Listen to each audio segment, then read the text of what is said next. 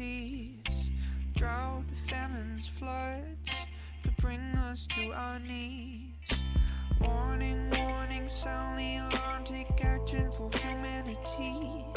Stop this insanity, get clarity, carbon neutrality. There will be a reckoning. Mother Earth is reckoning. There's no other choice. Hear our children's voice.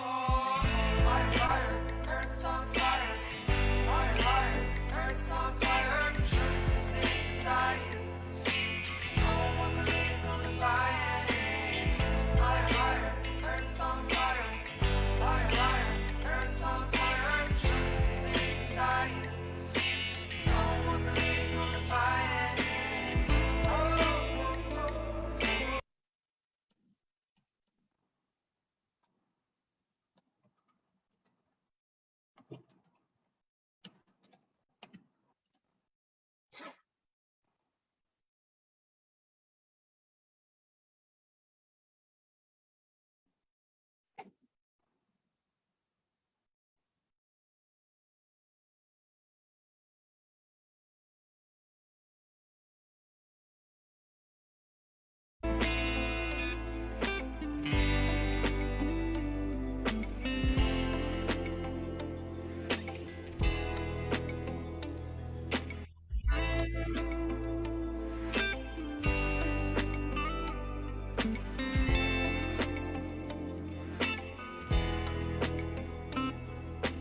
Children cry out, why did you not act, see the facts when there was still time?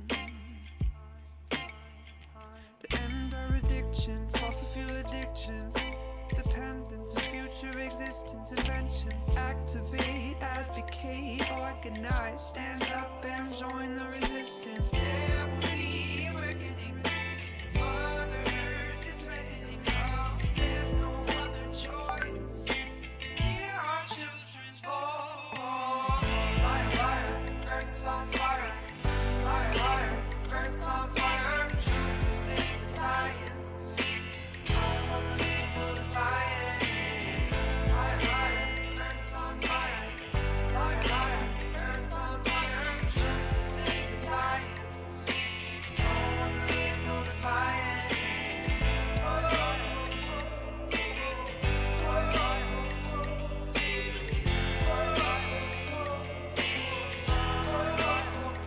Sound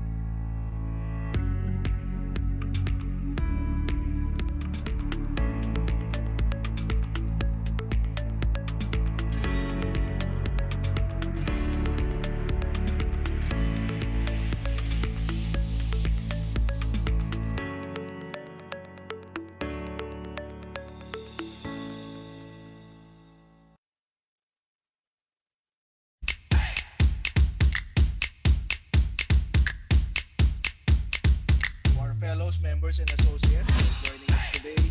And for those of you, Good morning, everyone. There's more than 400 expected to attend. Dr. Nick is currently Chief Executive Officer of IMetrics Asia Pacific. and 21 years in international investment banking. I returned in 2013 to join DTI. At Unilever, I was the marketing and sales operations manager. We have to first look at what is a board compared to management. You have to have the right management in place. For boards to be effective, you have to have a language, you have to have a means to communicate, a means to interpret. If you believe that the end for you is the IPO, I encourage you to think again. To attend the November 26th Sales Governance Masterclass to guide any company in any industry, in any location. We get to see what effective boards focus on before everything else. Questions, details, examples? I look forward to our full module in July 23. Thank you everyone for listening.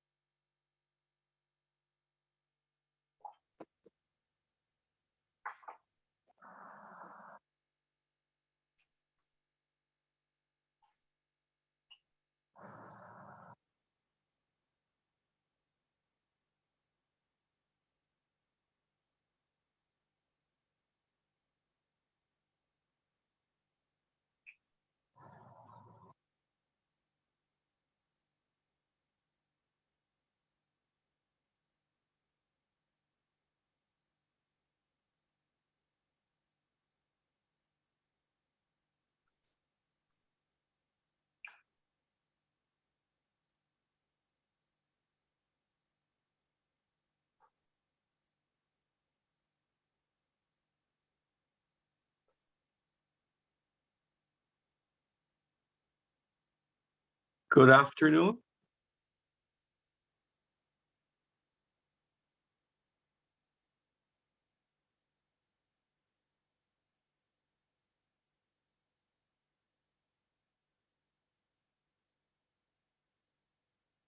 Good afternoon, everyone. May I call on Mr. Leonardo Jose Burba for the introduction? Thank you. Good afternoon. Welcome to More Risks or Opportunities, Domestic and International Energy Transitions, Implications on the Fiduciary Responsibilities of Corporate Directors in the Philippines.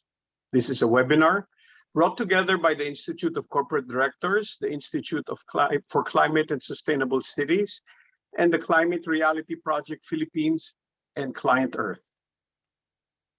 I am Leonardo Burba. I'm the ICD's Chief Executive Officer. I'd like to thank everyone for joining us today via Zoom and Facebook Live. The Philippines has one of the highest electricity rates in Asia and Southeast Asia.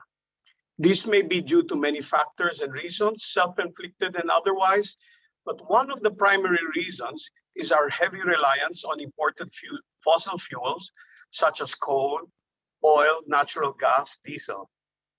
Even more worrisome is about 1.62 million households who remain without access to electricity.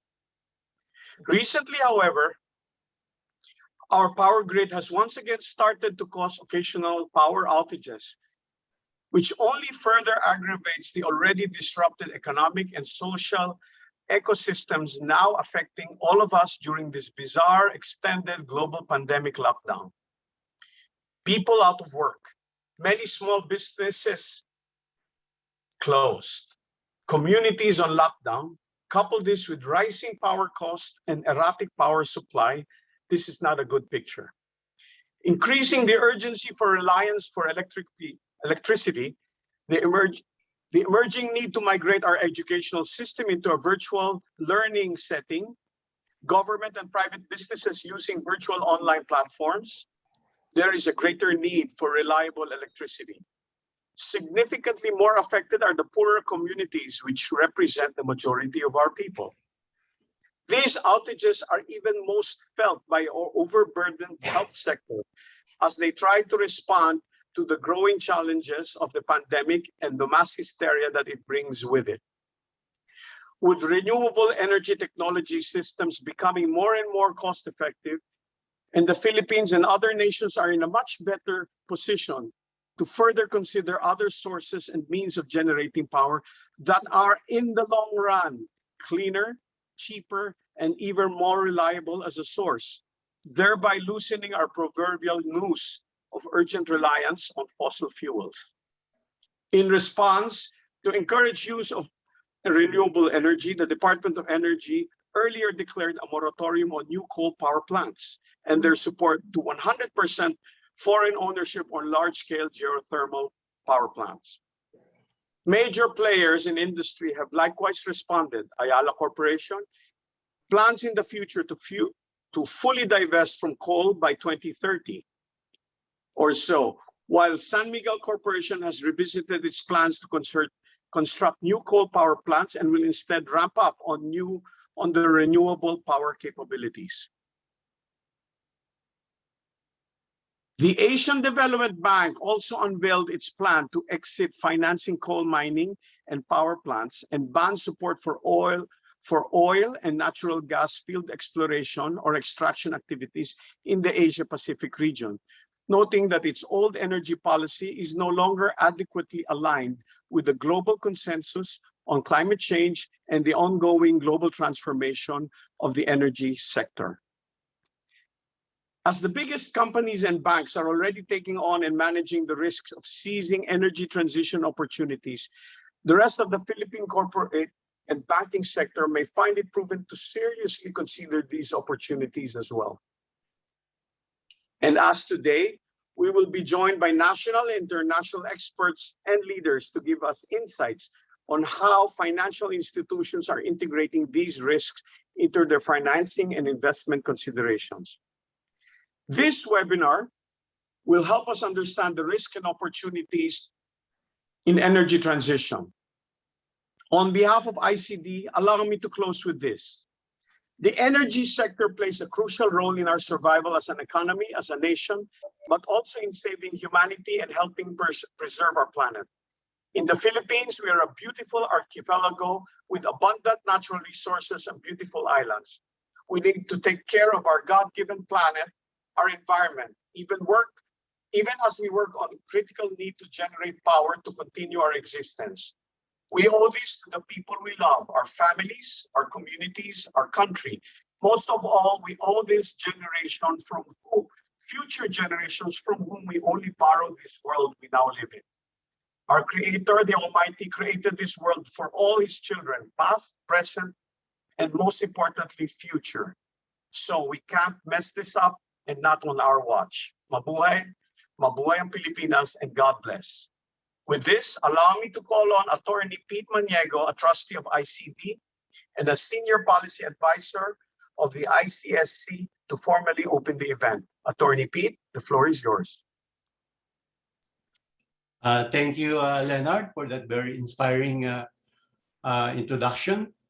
And good afternoon and to those who are in the Philippines, and good morning to those in other countries.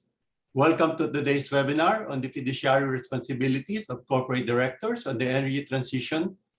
As Leonard said, we have experts who will discuss the implications of this on our roles as directors and managers in more detail. Next slide, please.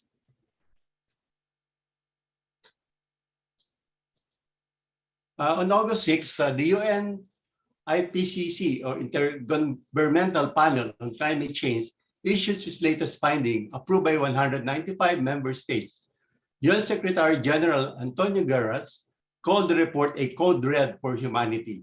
He noted that global heating is affecting every region on Earth, with many of the changes becoming irreversible. The report firmly placed the blame for global warming squarely on GHG emissions from human activities. Next slide, please. Let's look at the weather and climate disasters. From a very short period, only June to August 2021, that is this year, less than 3 months, heat waves, wildfires, and the most number of storms in North America. Highly unusual flooding in Europe and China, enormous wildfires in Russia, heavy monsoon rains in India, and of course, the Philippines is not spared. Severe drought in Africa and South America. With the continuous global warming, we could expect more super typhoons like Yolanda, intensified by heavy monsoon rains like Ondoy, to devastate our country. Next slide, please. This slide shows the increase in future global warming levels in terms of likelihood of occurrence and increase in temperature. Every year, record temperatures are being set. Many places on Earth would be uninhabitable if global warming is not arrested. Next slide, please. And yet, although there are always higher temperature every year, more severe flooding is experienced at the same time in more and more countries, including the Philippines. Next slide, please. Because the average rise in sea level relative to 1900 could reach almost 2 meters if we don't change our way of life. And even in the different possible scenarios, unless we maintain our global temperature to within 1.5 degree Celsius rise, then we will have problems. The sea level brought about by global warming is a major concern to island and archipelagic nations like the Philippines. Former President Nasheed of Maldives warned that with the sea level rise of over 1.5 meters, hundreds of millions of people will be dead. He predicted that Maldives would be extinct and swallowed by the rising sea waters. And now Maldives is looking to buy a new homeland. Being an archipelago, many of our coastal communities and even cities could suffer the same fate. Next slide, please. Like everything else, virus evolved. According to IPCC report, society's reliance on fossil fuels is the main reason why the planet has barely warmed. It's already warmed by 1.2 degrees Celsius. Fossil fuel power plants had been identified as a major source of greenhouse gas emissions. Over 40% of energy-related CO2 emissions are due to burning of fossil fuels, for electricity generation. This is per the International Energy Agency. We must evolve so as not to become extinct. Similar to health protocols, to mitigate COVID-19, we must institute governance protocols to ensure that we are able to prepare for, mitigate, and recover from the impact of extreme weather events and climate disasters. And we can no longer wait. We must act now. Thank you.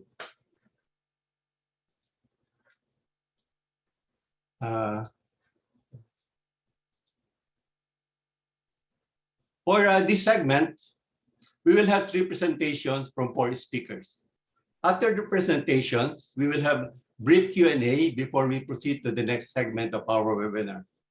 First up is a presentation that will discuss the highlights of a new study by the Institute of Climate and Sustainable Cities, the Institute of Energy Economics and Financial Analysis, and Carbon Tracker Initiative, entitled Analyzing Energy Transition Risk in the Philippine Power Sector, which outlines the rapidly developing transition risks and opportunities in the power sector. This is an independent report commissioned by the UK government Department for Business, Energy and Industrial Strategy, and it will be interesting to know also what our Department of Energy would have to say about the findings on this report later on. We will have 2 speakers for this presentation. First is Alberto Dalusong III, who has over 30 years experience in the energy sector, with particular focus on renewable energy development, national energy planning, and policy formulation. Bert served as the Director for Energy Planning in the DOE, where he was involved in pioneering geothermal steam pricing, electricity cost structures, and transfer pricing, national energy balance reporting, and conduct of nationwide household energy surveys. He is the former president of the Biomass Renewable Energy Alliance and was appointed by President Duterte as a member of the National Renewable Energy Board, representing private developers. Bert and I worked closely in developing the Renewable Portfolio Standard Mechanism, feed-in tariff, the National Renewable Energy Plan, among others, when I was energy chair from 2010 to 16. Our second speaker is Sarah Jane Ahmed, who is the founder of the Financial Future Center, which aims to support climate prosperity in vulnerable developing countries. Sarah is also part of the advisory board of various institutions, including the Global Renewables Congress. She provides advisory support to governments and relevant partners on the energy transition, climate finance, and financial protection strategies. She steered efforts in energy transition in the Philippines and Bangladesh as an energy finance analysis with IEEFA. And she was previously an investment advisor for private equity groups specializing in originating and structuring energy opportunities. Bert and Sarah, you now have the floor. Thank you very much, Pete. I'm pleased to present the highlights of the Energy Transition Analysis Report. Sarah and I will discuss the key highlights, and let's move on, please, to the first slide. As earlier as stated by Mr. Berba, energy affects all sectors. In our pandemic times, in light of the report of the IPCC, the key attributes that we're looking for are reliability, cost, and sustainability. And these are analogous to resilience, affordability, and being carbon-free. As the report states, the ICSC continues to do new studies on the aspects regarding the various evidence presented in the report. And there is now empirical evidence that shows current coal power assets have low reliability and high cost. This provides both the rationale and urgency for the energy transition in the Philippines. Finally, international finance and insurance providers have started to impose sustainability requirements in their transactions. And I believe Sarah will be discussing this in her part of this presentation. Moving on, I'd like to present information on actual performance of the Suwal coal-fired 65 megawatt power plant, the second unit. This is the largest unit in the Luzon grid. It's a coal-fired power plant. It's the largest unit in the country. On the y-axis will be generation, and what we did was we got the hourly WESM data from March 2019 to June 2021. This is the chart showing exactly the performance of this coal-fired power plant. Can we have the next? Okay. I'd like to point out cycling means it was moving up and down, increasing capacity, decreasing capacity, essentially almost following the load, which is uncharacteristic of what the largest base load coal-fired power plant should do. You normally would expect it to operate at a sustained, steady rate. Okay, we're pointing out that there were three periods when we've had a 1 month unavailability, 8 months availability, and after that, several weeks unavailability. And if we count the outages, 14 in the period, and each of those outages shown in this chart. With this, I would like to tell you that this is not a one-off in our coal portfolio. We've seen other coal-fired power plants exhibiting similar unreliable performance. Let's move on. So while coal is not reliable, it is the dominant power supply source in the Philippine power grid, accounting for almost 55% of generation in 2019. Can we have the next? Okay, yeah. In other words, coal is bigger than all of the other supply sources combined. Next slide, please. Okay. Coal power costs are very volatile. As we've seen, what we have are the costs of coal generation from the largest distribution utilities in Luzon, Visayas, and Mindanao. Meralco is the orange curve. You would see that it went as high as over 750 pesos per kilowatt hour in February 2019. VECO approached the same level in May 2020. We see very volatile costs of coal generation passed on to consumers. Next slide, please. And the reason, of course, is simple, because fuel costs are very volatile. This is a chart of the Newcastle Coal Index that is the standard in all coal-fired power plants, power supply agreements in the Philippines. Note that between March to June this year, 60% increase in the coal price index. Based on regulatory practice, this cost will be directly felt by consumers of the utilities buying from these coal-fired power plants. Next slide, please. So the key aspects of the energy transition analysis report is presented here. I will focus on the first, second, and fourth aspects. Moving on. The first is the transformation and materialization of energy transition risk in power generation depends on regulation and the extent of risk-sharing improvements in power purchase agreements. When we talk of regulation in the context of the Philippine power sector, we are basically looking at the competitive selection process required by the Energy Regulatory Commission for all contracts of distribution utilities when they procure power. The first point we'd like, and probably the most important point, is that there is a bias for baseload power supply as proven by excess capacity that we've seen in Luzon, Visayas, and Mindanao. We see that there is a need to improve electric distribution utility capacity to do least cost capacity expansion studies. Because if you cannot contract for the right amount of baseload, then probably there is a more difficult underlying problem in the planning process. There is also a need to recognize the benefits of an optimal mix with flexible generation, renewable energy supply, and local energy resources. And finally, it has been proposed by the Renewable Energy Coalition to have unsolicited proposal option for RE, given the peculiarities of renewable energy options and how difficult it is for them to participate in the traditional competitive selection process. Another key point, sorry, can we go back? Another key point are the power purchase agreements. What I've shown here are industry practices like automatic fuel price pass-through, automatic fuel consumption allowances, increasing the cost of fuel over the life of the contract, mandatory energy offtake, even in disruptive events. And if you look at the particular coal pricing formulas, very poor selection of benchmark parameters in pricing formulas, leading to higher actual payments.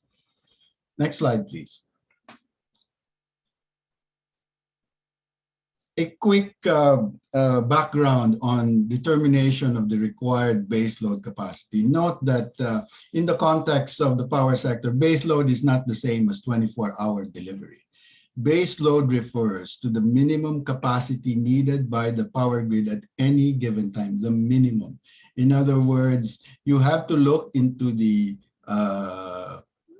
demand profile and determine the lowest points, and that sets your baseload capacity. Thus, an examination of the hourly load curve is needed to determine the optimal baseload capacity requirement. And I would like to illustrate that in the next slide. This is the curve of the Luzon load profile, the first quartile. In other words, this curve defines what would be the lowest 25% of all of the registered loads in these hours per year. So the red one is the year in 2019. That defined the lowest point was at between the time period 3 a.m. to 4 p.m. or 4 a.m. and that was 6,310 megawatts. So normally you would say that should be the proper amount of baseload capacity in the grid. Next slide, please. But what we have is actually 10,813 megawatts from coal, natural gas, and geothermal. So over 4,000 megawatts more baseload capacity than what we need. And in fact, if we compare that to the peak demand of the grid, which is around 11,000 megawatts, we're practically at the level of peak demand as our baseload capacity. Next slide, please. So too much base load. And the second point is the speed of the energy transition will be driven by a combination of endogenous and exogenous factors. 10 factors have been identified here. I will focus on the key factors that I believe we should discuss in light of this webinar. Next slide, please. The first is the rate of technology innovation in power generation. The high efficiencies, the lower cost of solar panels, onshore wind and offshore wind. We can see it here very clearly. Dramatic declines in costs, effective levelized cost of electricity from solar, wind, both offshore and onshore. These declines will continue. Next slide, please. The report contains a listing of divestment, restrictions, and cost of capital from the capital market and financial regulatory policy. So per year, we identify key policy announcements that show that international agencies, for example, NBIM divested from Aboitiz Power to reduce exposure to coal assets. 2018, AC Energy sold its stake in the GN Power Kauswagan coal-fired power plant to its partner. More recently, in April 2020, Ayala Corporation, through its subsidiary AC Energy, is driving the energy transition in the Philippines with a divestment plan by 2025 and full coal exit by 2030. We are seeing that these are happening both from international players and our own local power companies. Next slide, please. Carbon pricing and air pollution policies have been growing. World Bank reports 61 carbon pricing initiatives consisting of 31 emissions trading systems and 30 carbon taxes. Now, in this slide, I hope you can see that in the part where we have Southeast Asia, the yellow indicates that in Thailand, Vietnam, and Indonesia, they are considering similar carbon pricing initiatives, while the Philippines remains gray. No carbon pricing still being considered, but I hope, given the increased pace of actions of the DOE towards the energy transition, this will also be considered by our own energy management. Next slide, please. So I'd like to point out, and this was what I was referring to earlier, DOE and NGCP's recent actions towards accelerating the energy transition in the Philippines. First, a shift to foreign restrictions to ownership. Geothermal, biomass, now are open for 100% foreign ownership. DOE, as I understand, I am a member of the National Renewable Energy Board, is seeking to extend this initiative to solar and wind. Grid absorption capability and management. We see in the latest transmission development plan, the interconnection of Visayas to Mindanao. This is expected to happen next year, and the expansion of key island interconnections. Also, for the first time, we are seeing competitive renewable energy zones, smart grid development and demonstration, now part of the transmission development plan. Very, very good actions done by key government agencies that will help us move towards more renewables in our power mix. Next slide, please. Another point is the more volatile fossil fuel prices are, the more we would tend to accelerate the energy transition. As we've seen, and I've shown here the trends in coal, gas, and oil prices from the time that we signed the PIRA to the time we signed the Renewable Energy Act in 2008. Until now, always volatile costs of fossil fuel prices.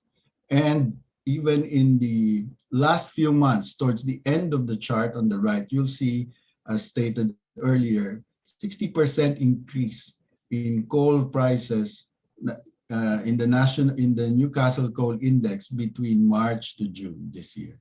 So volatility continues. This will serve as a primary driver to our energy transition. Next slide, please.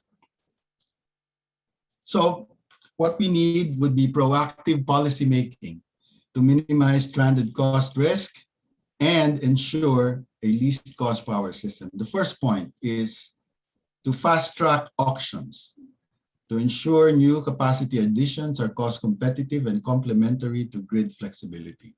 The next proactive measure is enforce mandatory removal of coal pass-throughs, because as I mentioned earlier, first, bias for base load and acceptance of pass-through as a standard feature of our power purchase agreements. Next point, improve tariff setting to ensure least cost and flexibility. Next point, build on the current moratorium of the DOE by implementing a permanent moratorium on new inflexible power. This is not without basis. As a member of the technical working group of the National Renewable Energy Board, our analysis in the simulations for the National Renewable Energy Plan stated that we do not need any more base load capacity. We need base load, but we have more than enough of it. So our future additions to the grid must be low-cost renewables and flexible power generation. Finally, increase clarity on who pays for stranded asset risk. I'd like to end my presentation with this slide, and that is relevant to the proposal to fast-track options. I'm pleased to announce that DOE has released the guidelines for the green energy auction, basically using the mechanisms that are available now, but with the pricing determined through the auction process. The first auction round procedures are expected to be released in August, and the guidelines call for an ARP, annual auction round, not later than August of every year. I end my part on this slide, and I am pleased to invite Sarah Ahmed for the remainder of our presentation of the highlights of the report. Sarah. Thank you, Bert. And I'd like to just go to the next slide. Thank you. Yep, so I'll be presenting today more on safeguarding the financial system from evolving risks. So I'll go through just some insights from the report.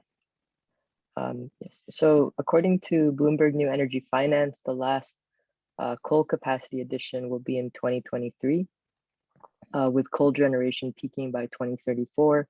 And by 2050, coal would make up about 16% of total electricity. Next slide, please. In 2014, Mark Carney, governor of the Bank of England and chairman of the G20 Financial Stability Board, warned investors of stranded asset risk inherent in fossil fuel projects, meaning when these assets turn into liabilities. As we know, companies have a fiduciary duty or a legal obligation to act in the best interest of their shareholders. I believe we are joined today by two colleagues from the Climate Law Initiative and ClientEarth who can further discuss this. In 2017, BlackRock, the world's largest investment group with 5 trillion assets under management, recalled that anyone taking a longer than 10-year view on coal is gambling significantly. State Street Global Advisors chief also mentioned that they have a fiduciary responsibility to their clients to maximize the probability of attractive long-term returns and will not hesitate to use their voice and vote to deliver better performance outcomes. So it's clear that all managers have a fiduciary duty to factor in a known financial risks. And the question here is, can directors be held personally liable if they breach fiduciary duties? That is, if they haven't acted in the best interest of shareholders. Next slide, please. Thank you. So IEFA has been tracking globally significant financial institutions on their fossil fuel restrictions. Now over 155 leading global financial institutions have effectively pulled the plug on funding, imposing restrictions on investments into the coal sector. This progressive strangulation is resulting in coal companies' inability to access capital for expansion, mergers or acquisitions, as well as cutting avenues for insurance. I have a next slide on this that'll reflect some of this domestically in the Philippines. So while it's easy to say, the previous slide, please. So while it's easy to say that climate change may be shifting a lot of this, what's more precise for countries like the Philippines, as a country that's not a major emitter, is that the changing climate for corporate and social responsibility is impacting this more so. Banks are clearly profit motivated without a doubt. However, they are being pushed today with great vigor by investors and regulators to wake up to their responsibility and the reality that techno-economic shifts are materializing into risks that could turn today's assets into non-performing loans and thus end up in the liability side of the balance sheet. We have the BSP's Sustainable Finance Framework, which includes transition risk as well as physical climate risk. Banks will have to submit 3-year work plans to address these risks. It's also great to see that we're joined today in this event by Assistant Governor Ms. Lynn Javier from the BSP. The BSP Sustainable Finance Framework complements the SEC's mandatory ESG reporting for publicly listed companies starting 2019.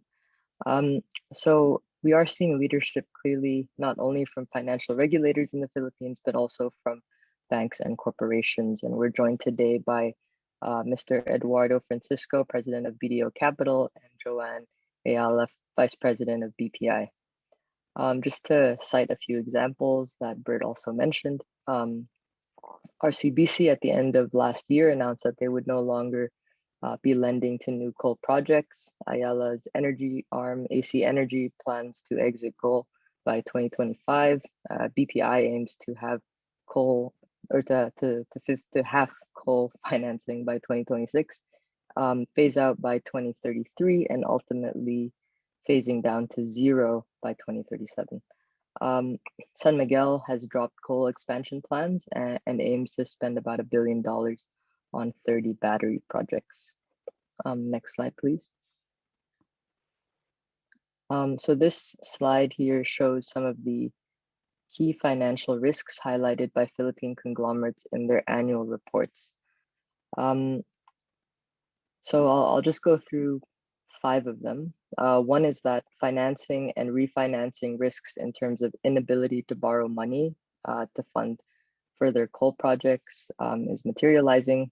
Number 2, there's difficulty in insurance procurement where insurers' policy on coal underwriting and investing are also becoming increasingly aligned with global trends on sustainability and ESG issues. So this means that there are significantly higher premium rates for coal insurance year on year. This also means that some companies have resorted to self-insurance. That said, Philippine conglomerates certainly have the balance sheet to self-insure. The question is whether this is the right decision. Number 3, there's regulatory pressure, which is also increasing with the moratorium on new coal by the DOE. And I'm glad to see that Undersecretary Fuentabella has joined us here today. Number 4, there is refinancing and liquidity risks arising from balloon and bullet payments of existing loans. And number 5, which is quite significant, is a significant portion of the captive market may shift away from coal and other fossil fuels. So this is likely due to the interaction of retail competition and deflationary trajectory of renewable energy. A risk that may thus materialize is stranded asset risk, which is mentioned here as an unanticipated write-down, devaluation, or conversion to liability. Next slide, please. So I've listed here just some questions to consider as we're thinking through the transition.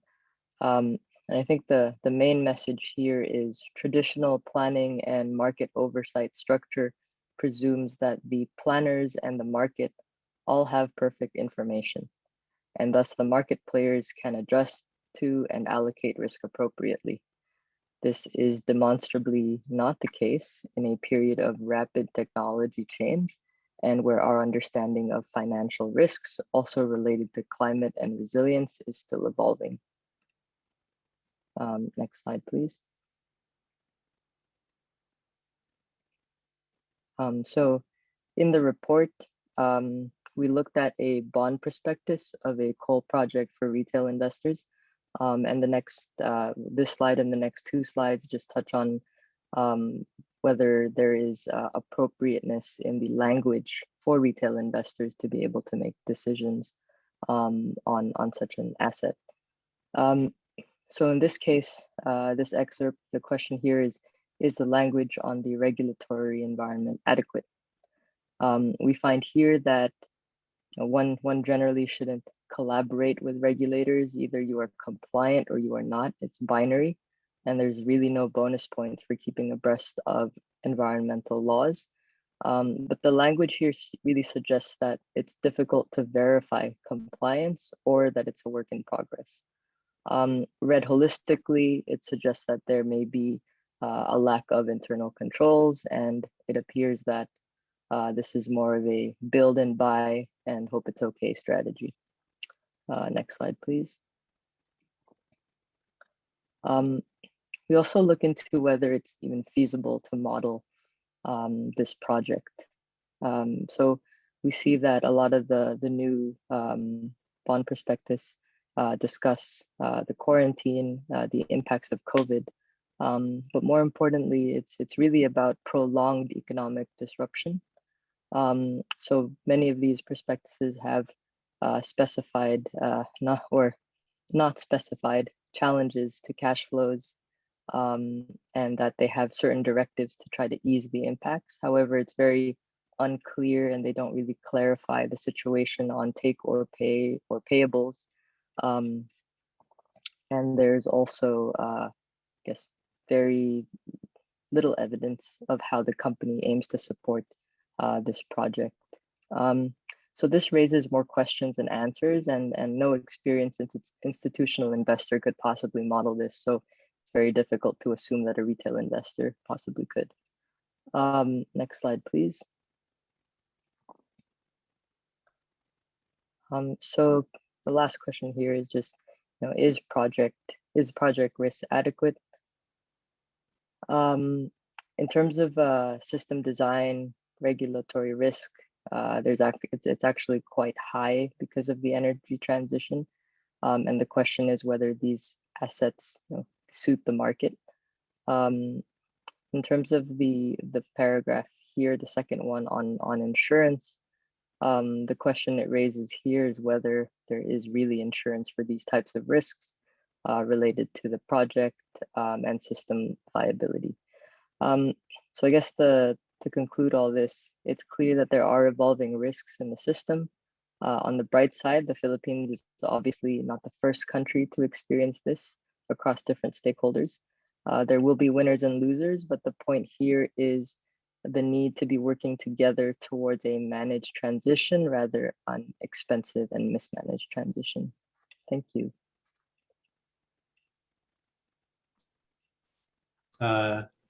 Thank you, Bert and Sarah, for that insightful and sometimes disturbing presentation.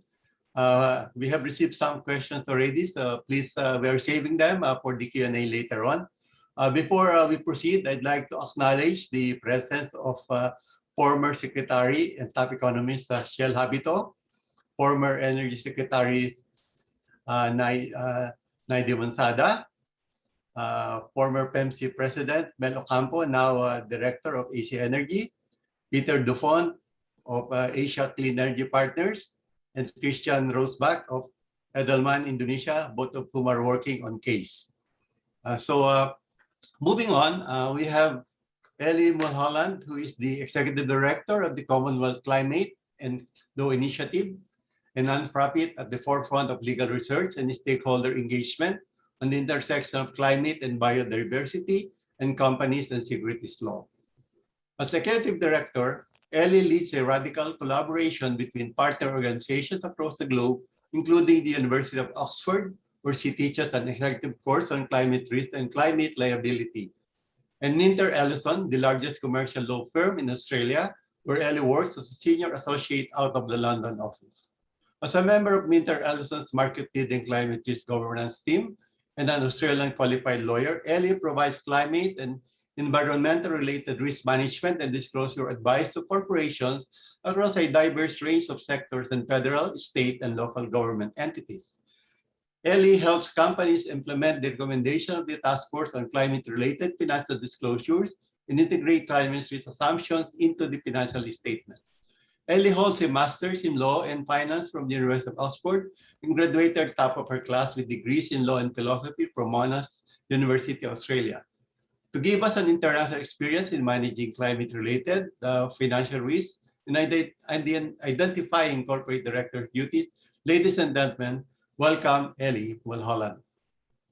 Ellie? Thank you so much, Attorney Pete, and good morning, good afternoon.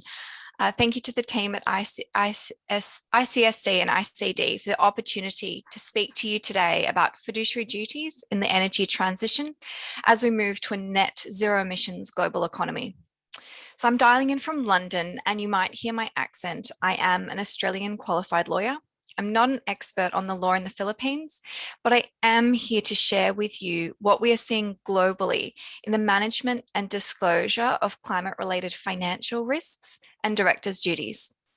So why is the energy transition a boardroom issue? The answer up front is because it's a financial risk and systemic risk issue, so it must be integrated into corporate risk management, strategy, and disclosure. And there's a growing understanding globally that directors and officers must consider climate issues in their governance roles, from their oversight of risk management to strategy, to signing off on disclosures. And if it's not done well, directors and officers may be personally liable through duties and disclosure claims. And what makes potential personal liability for climate risk issues particularly prescient in some jurisdictions? It's the potential for losses of large magnitude, like stranded asset risks and strategic climate litigation. And then to finish, I will talk about the difference between liability and responsibility. To slide 2, thank you. So to start with, directors and officers' liability risks, like any other climate litigation risk to companies, stem from the physical risks and the transition risks. So it's a failure to manage or disclose these physical and transition risks that could lead to litigation. And when we talk about the physical and transition risks, to remember that we mean the risks to the profits or of the company or institution, and the flow on systemic risks, not just the impact of the company on the environment. And so we understand that climate-related financial risks are far-reaching in their breadth and magnitude across the economy on short, medium, and long-term time horizons, and that some sectors, which include the financial sector, are particularly vulnerable to these risks. Next slide. And the CEEP report highlights some of these transition risks to the energy sector in the Philippines, and Bert and Sarah took you through many of these transition risks. We got a warning from 3 central bank governors back in 2019 that if some companies and industries fail to adjust to this new world, they will fail to exist. So directors must understand this new risk environment and help their companies navigate the disruption.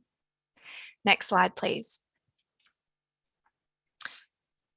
Now, investors and financial regulators are looking at this evidence, the economics of the transition, and we are seeing an ongoing ratchet of expectations on companies globally, despite the COVID pandemic. So regulators and investors are responding to the climate science. It doesn't matter what directors across the globe believe about the climate science in the IPCC report last week that was mentioned by Attorney Pete. Regulators and investors are responding to it. And so too, they're responding to the market trends and the policy environment, like the policy and pricing signals in the energy transition and the risk of stranded assets in the fossil fuel and carbon intensive sectors. So these are leading to heightened investor expectations. We're moving from intention to demonstrable action to be net zero by 2050 or sooner. And through the NGFS, central banks have put out a call to action on climate risk to integrate it in their supervision, stress testing, and their own balance sheets. And Jamie will discuss central banks more shortly. So we're seeing increased supervisory expectations from prudential, corporate, and securities regulators from the US SEC to the Filipino SEC.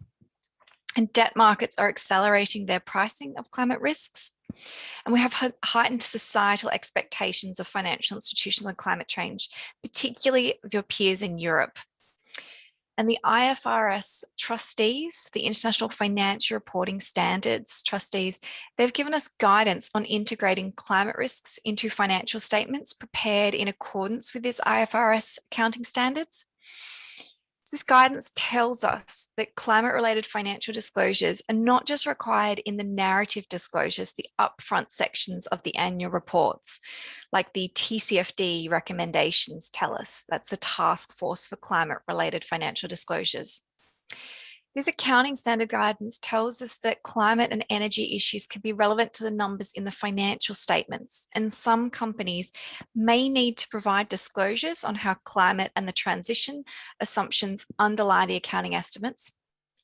The PRI, the world's largest body for responsible investment, they're telling their investors that control $121 trillion that a disorderly transition is looking increasingly plausible as the physical impacts increase. And the EU continues to push policy and regulatory ambition forward, which has implications across borders. And COVID-19 shows the importance of stress testing and scenario analysis in the face of uncertainty. We have seen disruptions to systems and economies that we haven't seen outside wartime, and that the tail end risks can happen. Now, these global developments influence the interpretation of legal duties and what we expect of corporate directors. Next slide, please. So there is a growing body of legal analysis, particularly published opinions by commercial barristers and commercial law firms who've never said a green thing in their lives, that climate and ESG factors are a matter of directors' duties. This started in Australia with the famous Hutley opinion. That was the first to connect the dots between the science, the market trends, these litigation exposures, and to explain what that means for directors' duties of care, skill, and diligence. Then we have in other jurisdictions, New Zealand, Australia, UK, US, Canada, Singapore.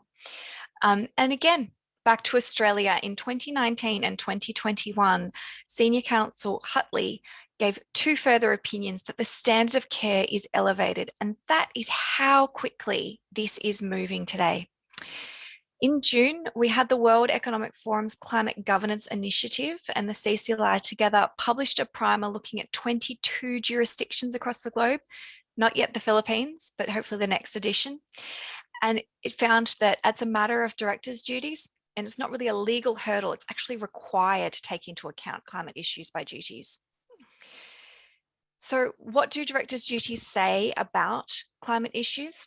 Well, the duties to act in the best interests of the company require consideration of climate issues to the extent that they intersect with the interests of a company.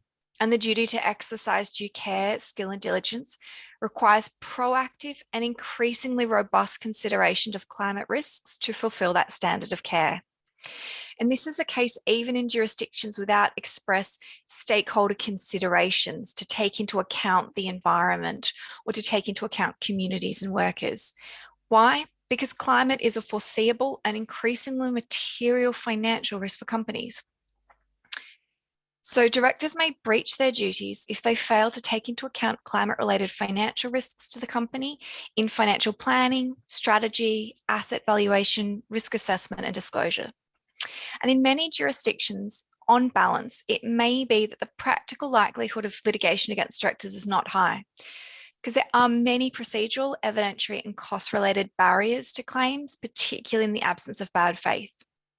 But when we talk to directors globally, regardless of the jurisdiction, we say it would be ill-advised for directors to dismiss the risk of personal liability as remote or theoretical. And this is particularly the case for directors of companies in high-risk sectors or those with special expertise or responsibilities relating to risk management.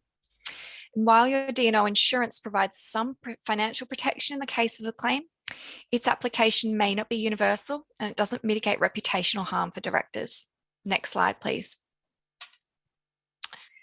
But even if potential liability feels theoretical, there is a difference between meeting the minimum standards and fulfilling your responsibility. Liability is the very flaw. And so this is where we get this hierarchy of personal exposure. And at the top, we have best practice. Then good governance, because this is about fulfilling your responsibilities to help your companies navigate risks and opportunities. Then it's about avoiding reputational issues. For example, the ExxonMobil proxy fight where directors were replaced a few months ago. Then it's about avoiding litigation.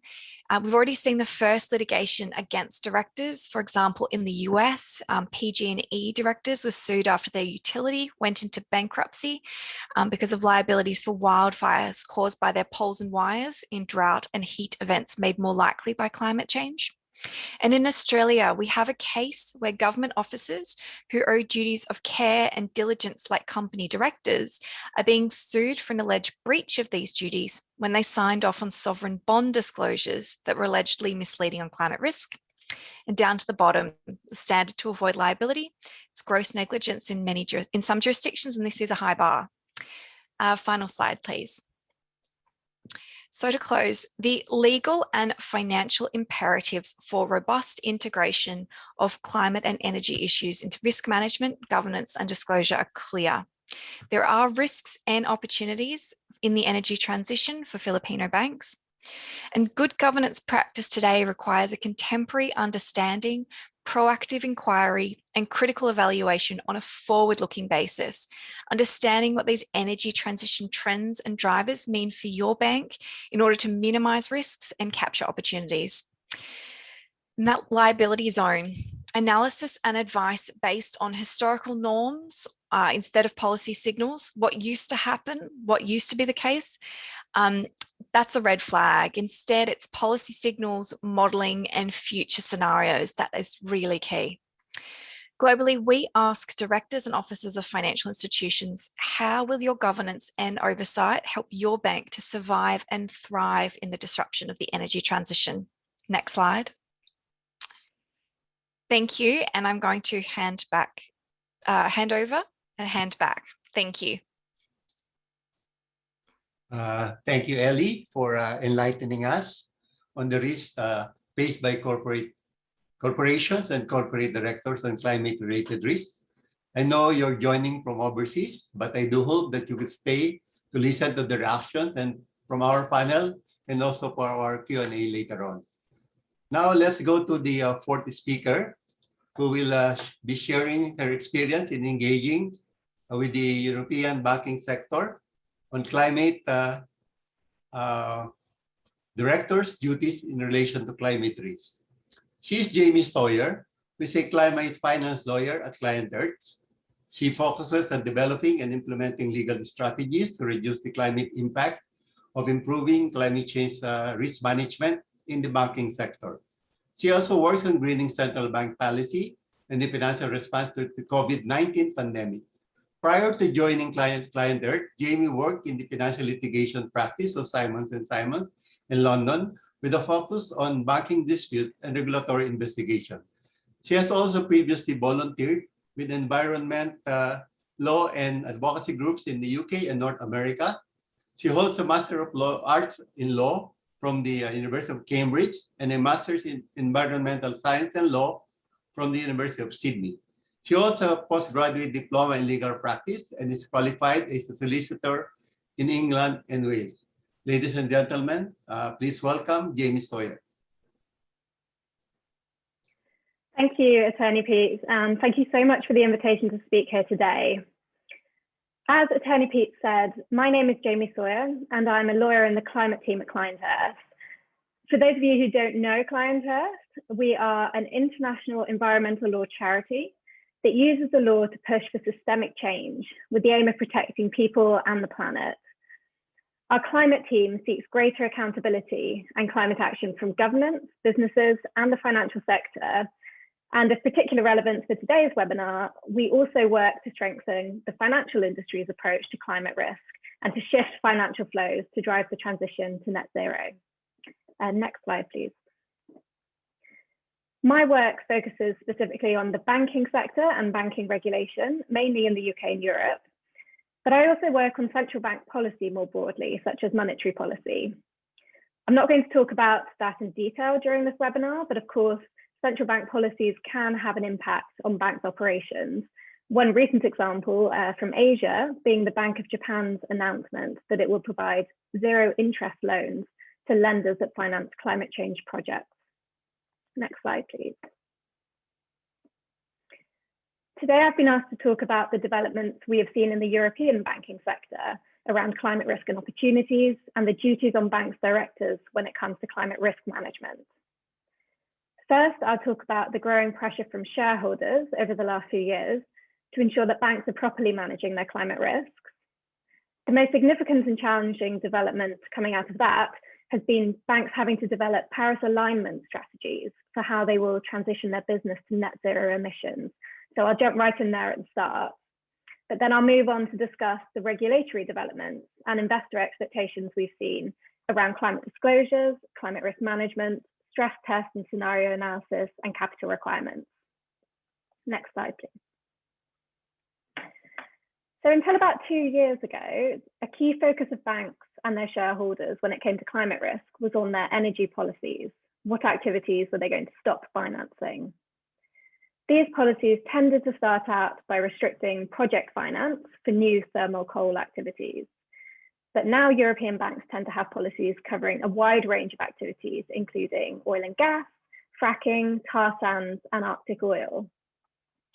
Over time, and following pressure from investors and stakeholders, banks have made these policies progressively more stringent, covering a broader range of activities and a broader range of financial services. So going beyond project-specific finance to general corporate finance and underwriting for fossil fuel companies.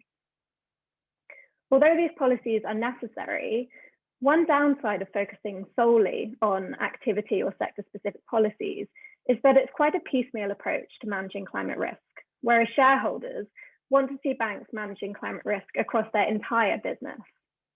That's because it's not only banks' customers in the coal industry, for example, that are going to face risks from climate change. All of their customers will be affected by climate change and the transition to net zero, and that brings risks to each bank. So in the last couple of years, we've seen European banks shift towards developing a strategy to align their entire business with the Paris Agreement and reach net zero emissions before 2050. You might hear this referred to as a Paris-aligned strategy or a transition plan.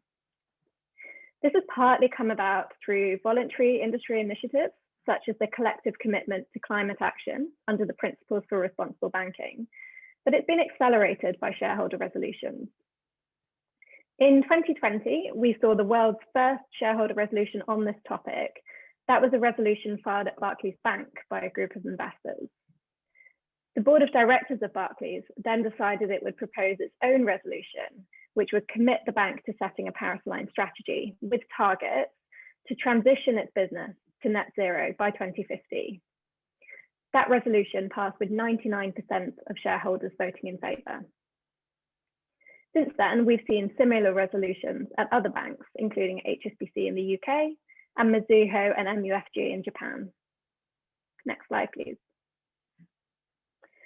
One point to mention here is that, as Ellie talked about, in many countries, the directors of banks have fiduciary duties to promote the success of the company. In the Philippines, I understand one duty is to ensure the long-term viability and profitability of the company. Directors need to consider these duties when they're developing a Paris-aligned strategy. And I've set out on this slide a few relevant considerations around long-term health and stability of the bank, capitalizing on climate-related opportunities that arise because of the transition, and also reputational risks. So these Paris alignment strategies generally start by looking at reducing emissions from lending to the most emissions-intensive sectors first, because those are where the greatest climate risks are likely to be in the near term. But the intention is to expand these plans to cover all sectors over time, and also to cover project financing, corporate financing, underwriting, and advisory activities by the bank. They should include short, medium, and long-term targets for how those emissions are going to be reduced over time. And then in order to actually achieve those emissions reductions, banks are going to need to consider whether or not to continue relationships with certain customers going forward. And if they do, they should be engaging with those customers to ensure they're reducing their own emissions. That could, for example, include making lending conditional on the customer putting in place a transition plan within a certain time frame, or in order to achieve certain emissions reductions. Next slide, please. Moving on to emissions calculations and climate disclosures by banks. As Mark Carney has said, what gets measured gets managed. The starting point for banks is to calculate their own emissions, which of course includes their customers' emissions, as those are banks' scope 3 or financed emissions.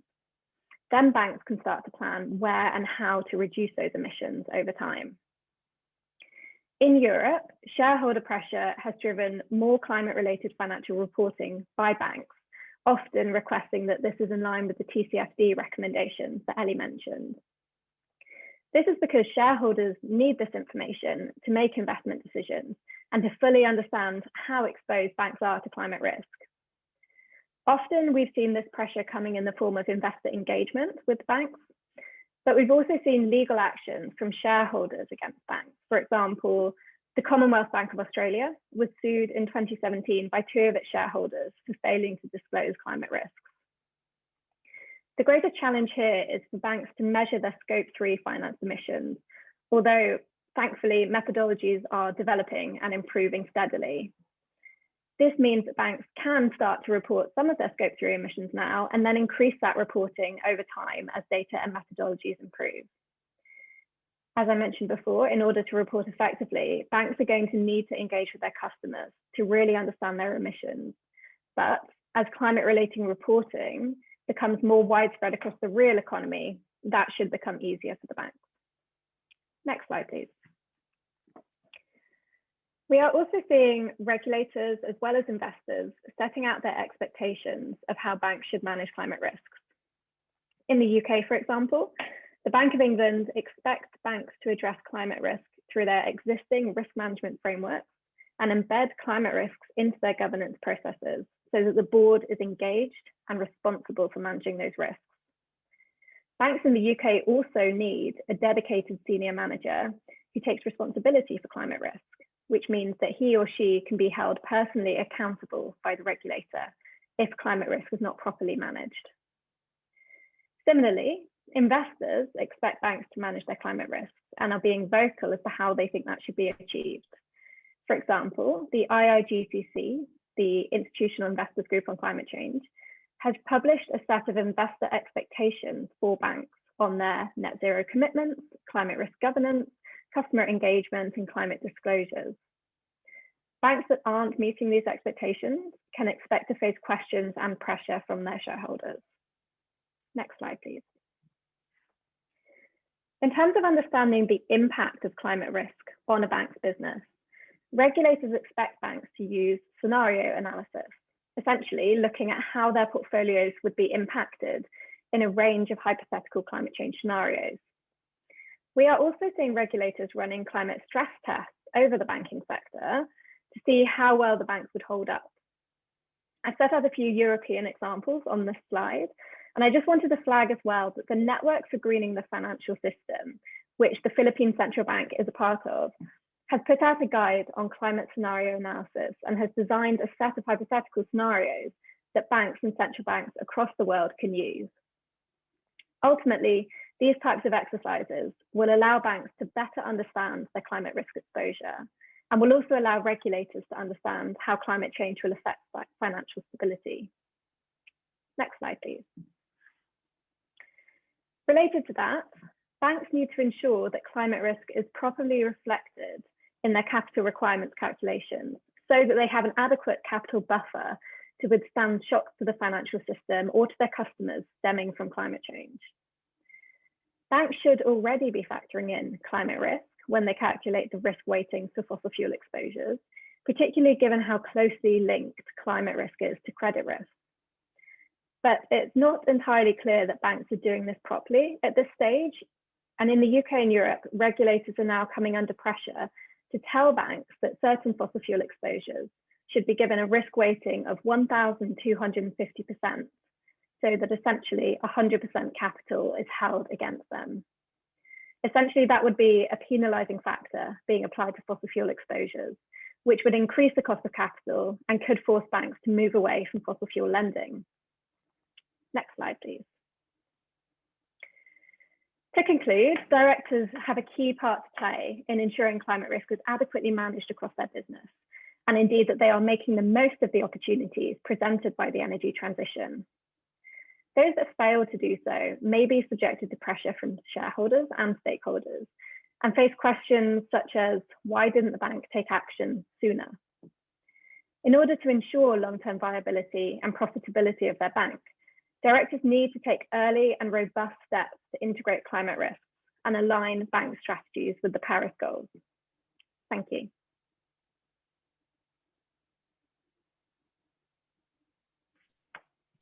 Thank you, Ellie, for providing us with your guidance on how to craft strategies on mitigating and managing climate impacts.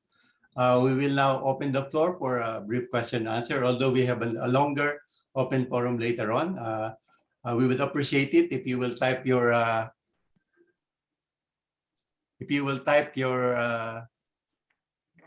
questions in the Q&A rather than the chat box. My first question would be to, is my video not showing? Okay. Yeah, to Bert, you mentioned in your presentation that the base load is only about 6,300 megawatts only. And we have actually more than baseload for coal plants than the peak demand. But if that is the case, how come we are suffering from outages even during these times of pandemic when we are supposed to have lower demand? How can you reconcile this? Well, it's ironic, Attorney Pete, but during our analysis of the outages, we also found that the performance of several coal-fired power plants have been unexpectedly unreliable.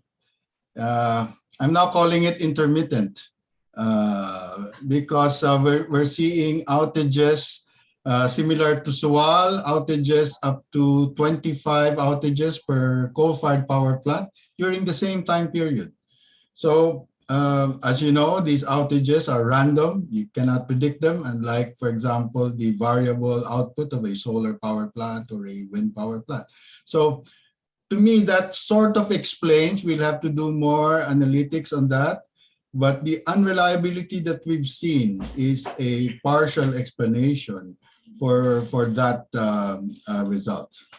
Okay. Yeah, to Sarah, you talk about stranded costs, but Bert also, and you talk about automatic fuel pass provision.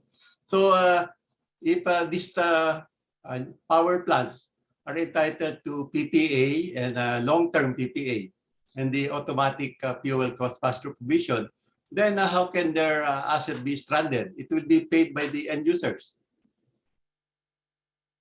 Yeah, so there are PPAs where there is curtailment, carve-out clauses where the utility company, so for example, Meralco, can actually buy less from the plant.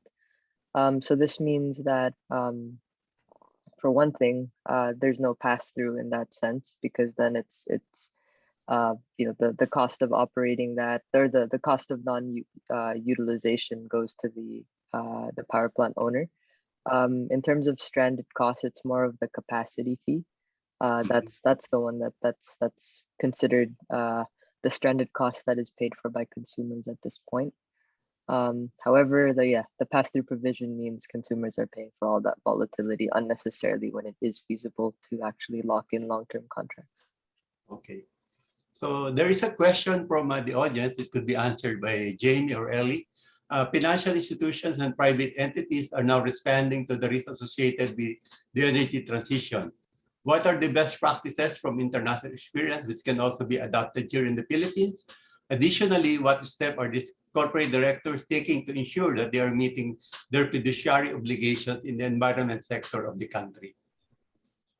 So who will answer? Jamie? I'm happy to answer. I'm going to draw on some things. Okay. I'm happy to answer. I'm going to draw on some things Jamie says. So I might have a go first, and then Jamie can pull it together, because I really am drawing on what Jamie said. So Jamie gave a lot of information about what we're seeing as best practice globally, and I would pull those strands together in 4 stages. So that would be educate, inquire, examine, and disclose. So starting with educate, that really is about getting informed. And I cannot tell you how quickly this is moving, even for those of us who work in this space. And so ask yourselves, like, do we understand, what are the possible future worlds for how the, world is warming and how the disruption and the transition can play out. So when will we hit 1.5 degrees global average warming? What's the difference between a 1.5 degree world and a 2 degree world? Do I understand what that means? What are tipping cascades that they're now starting to talk about that could mean that we could get from 2 to 4 degrees warming without any further emissions?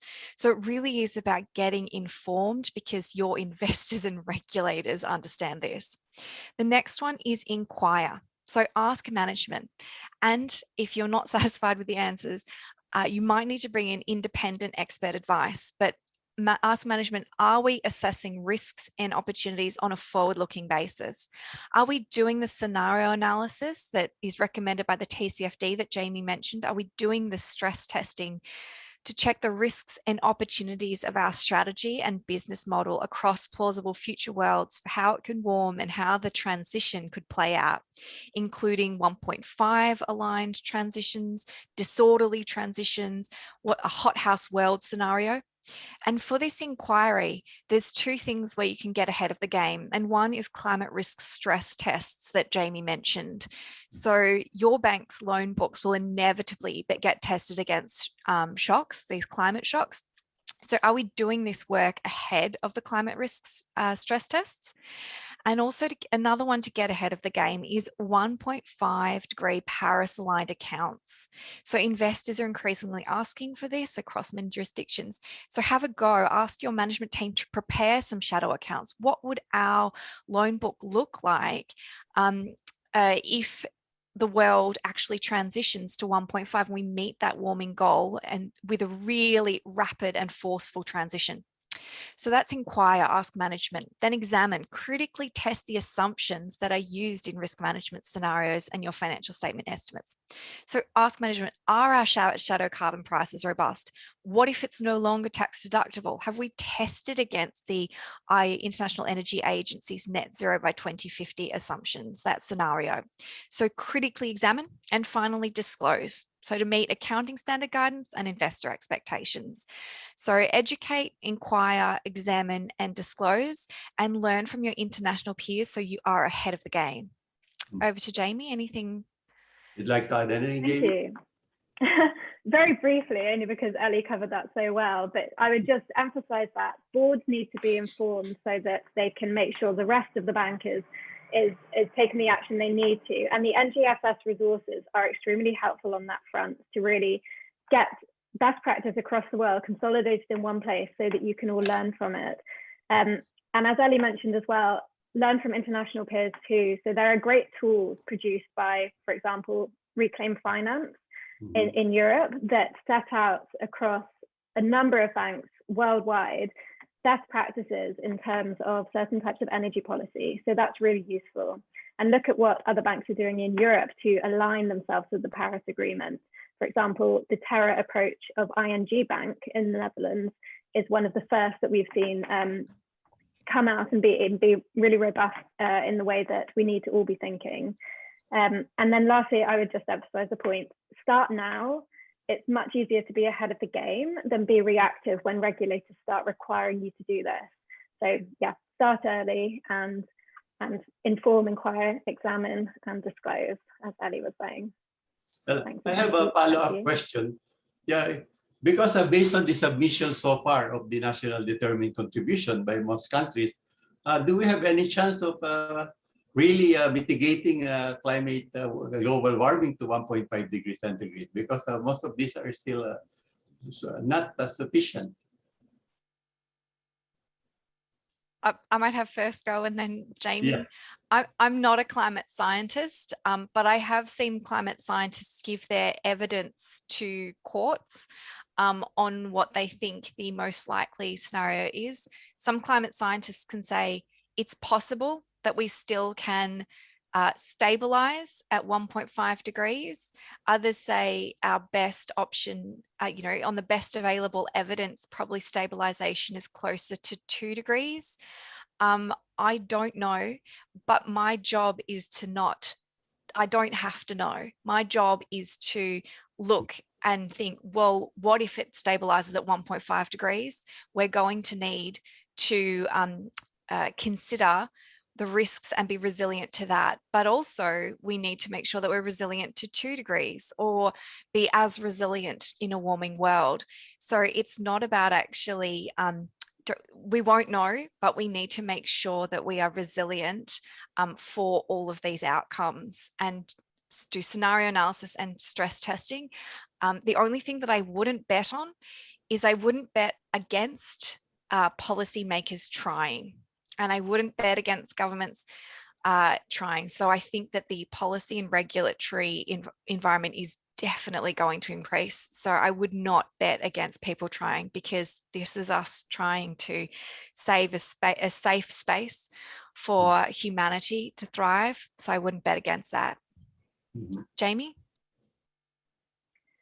I totally agree with what Ellie's saying there. I'm also not a climate scientist, so it's not my place to say that. But I will say from the IPCC report that came out recently, one of the most hopeful things I found there is that they said if we do get to net zero emissions, hopefully we think the planet will be kind to us and warming won't increase significantly beyond that. So the idea is to get to that net zero position as soon as possible so that we can try and control additional temperature rise.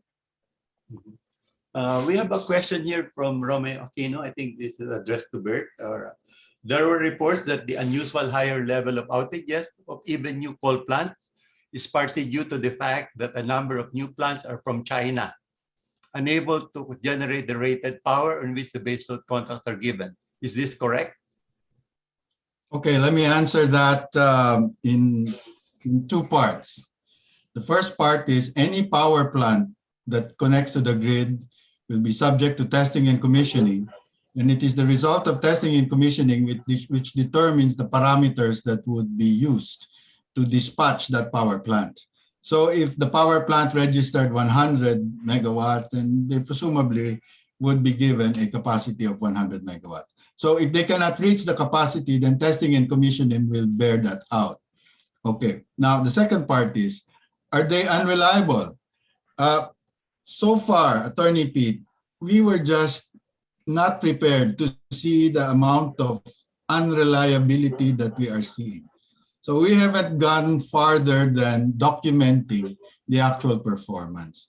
I guess that should come further. You know, the KIP report says that the ICSC will continue to have the data science team look into these matters and we'll do more, you know, evidence-based. So I'm not prepared to link that with, say, type of origin of the equipment.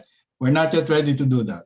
What we've done so far is identified that the coal-fired power plants, which caused the brownouts or rotating brownouts in May 31, June 1, all four of them have been experiencing similar rates of outages as what you've seen in that slide. Unreliable, I call it intermittent. So not only the teenager coal plants, but even the new coal plants. That's surprisingly, that's what we also found out, Attorney Pete, that even the new coal plants with the high, you know, presumably the latest technology are also experiencing the same unreliability. But it's possible to answer the question, no? Because I think you can get the data, for example, from WSM. No? It is. But what we need to do is to link that with, say, who was the EPC contractor? Where did that technology come from? We're still, you know, we've just moved to 5-minute trading intervals in our WSM. So we're just getting a handle on how to deal with that, that data. But I think I assure the participants here that that's something we want to get to the bottom of. Is there a relationship between origin of equipment, for example, or particular brands or whatever? There a relationship with those and the unreliability that we've seen. No? There is another question from an anonymous attendee. In this time of pandemic, we consider thesis, COVID, connectivity, and climate. We are in an ancestral domain areas. We find this input irrelevant. Is there any way we can find institution that can help us? Well, you know, I don't know what the question is, but let me tell you that there is an effort in Congress to have IPs be the first stop in applications of service contracts. Okay. That will render our Renewable Energy Act ineffective. In the same manner, I think that NREB, you know, I was representing NREB in that hearing. We said that we are concerned, we share the concern of the IPs, and we'd like them to have a better understanding of the development for renewable energy. I think they'll find that if they are proactive, if they support the types of energy sources, renewable energy sources that we're talking about, then long-term benefits will accrue to them. But they have to be fully, I guess when I was looking at the acronym, educate, that would be my first step for them. Educate, we have to educate them on the process and on the benefits that they can have. Well, I think the move to distributed generation like microgrids, that would really benefit the ancestral domain communities with the remote areas. They can use indigenous sources like solar and wind, and small hydro, micro, and even biomass. So I think that is what they can do. They can ask for incentives for microgrids in this ancestral domain, where most of the RE sources are anyway, no? Geothermal and hydro are in this ancestral domain. And of course, when there are sources of the new power which are installed in these areas, they're entitled to incentives also. Yes. ER 1-94 and all of that. You know? Share in the proceeds for the payments for the service contract, for example. Based on the talks of Jamie and Ellie, it seems that the funding for fossil fuel plants, especially of course, getting to be narrower and narrower. But yet in Asia, I think even in the Philippines, we have before the moratorium, we still have a standing contract for about 5,000 megawatts, and it's also projected that in Southeast Asia and even in China, the biggest growth will still be in this fossil fuel plants and coal plants. Isn't that the case? So how come this still happening? Well, I think a lot has happened in the last few months. You know that ICSC is a part of a regional activity called CASE, Clean, Affordable, and Secure Energy. And Indonesia is a part of that regional program. And what has Indonesia announced? A plan for net zero. That means that the coal supply of the Philippines, which is primarily Indonesia, is already implementing a program or will implement a program to transition away from that fuel source. So we're the Philippines, we're the importer, we have to be concerned. I think our government has to take this into account. I'm sure they are. So that is something that we need to do. When we do the plans locally, we also look at what's happening around us, particularly in our region. Everyone is looking at net zero. Vietnam has a very successful solar rooftop program. No? Anything to add, Sarah, Jane or Ellie, on why coal still seems to be the preferred option for many countries? I think there's an inherent bias when it comes to procurement for baseload.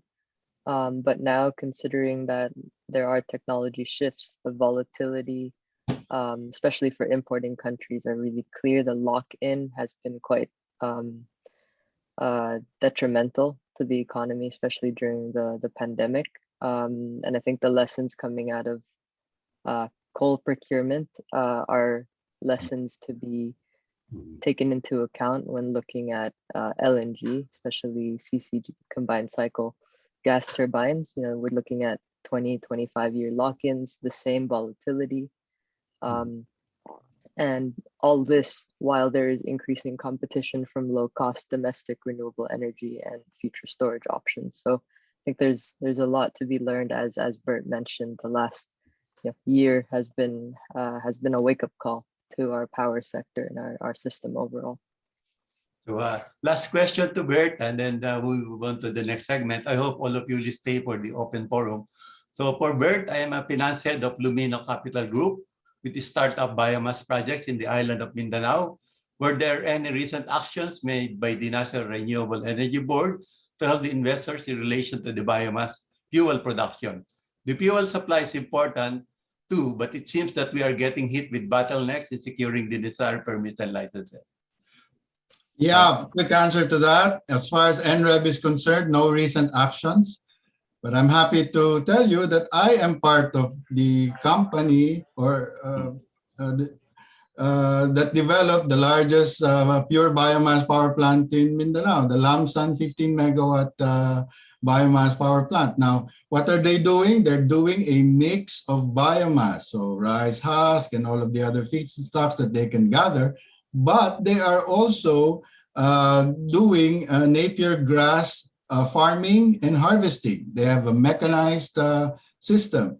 I understand that they have operational 300 hectares of Napier grass farm with mechanized planting and harvesting in Mindanao.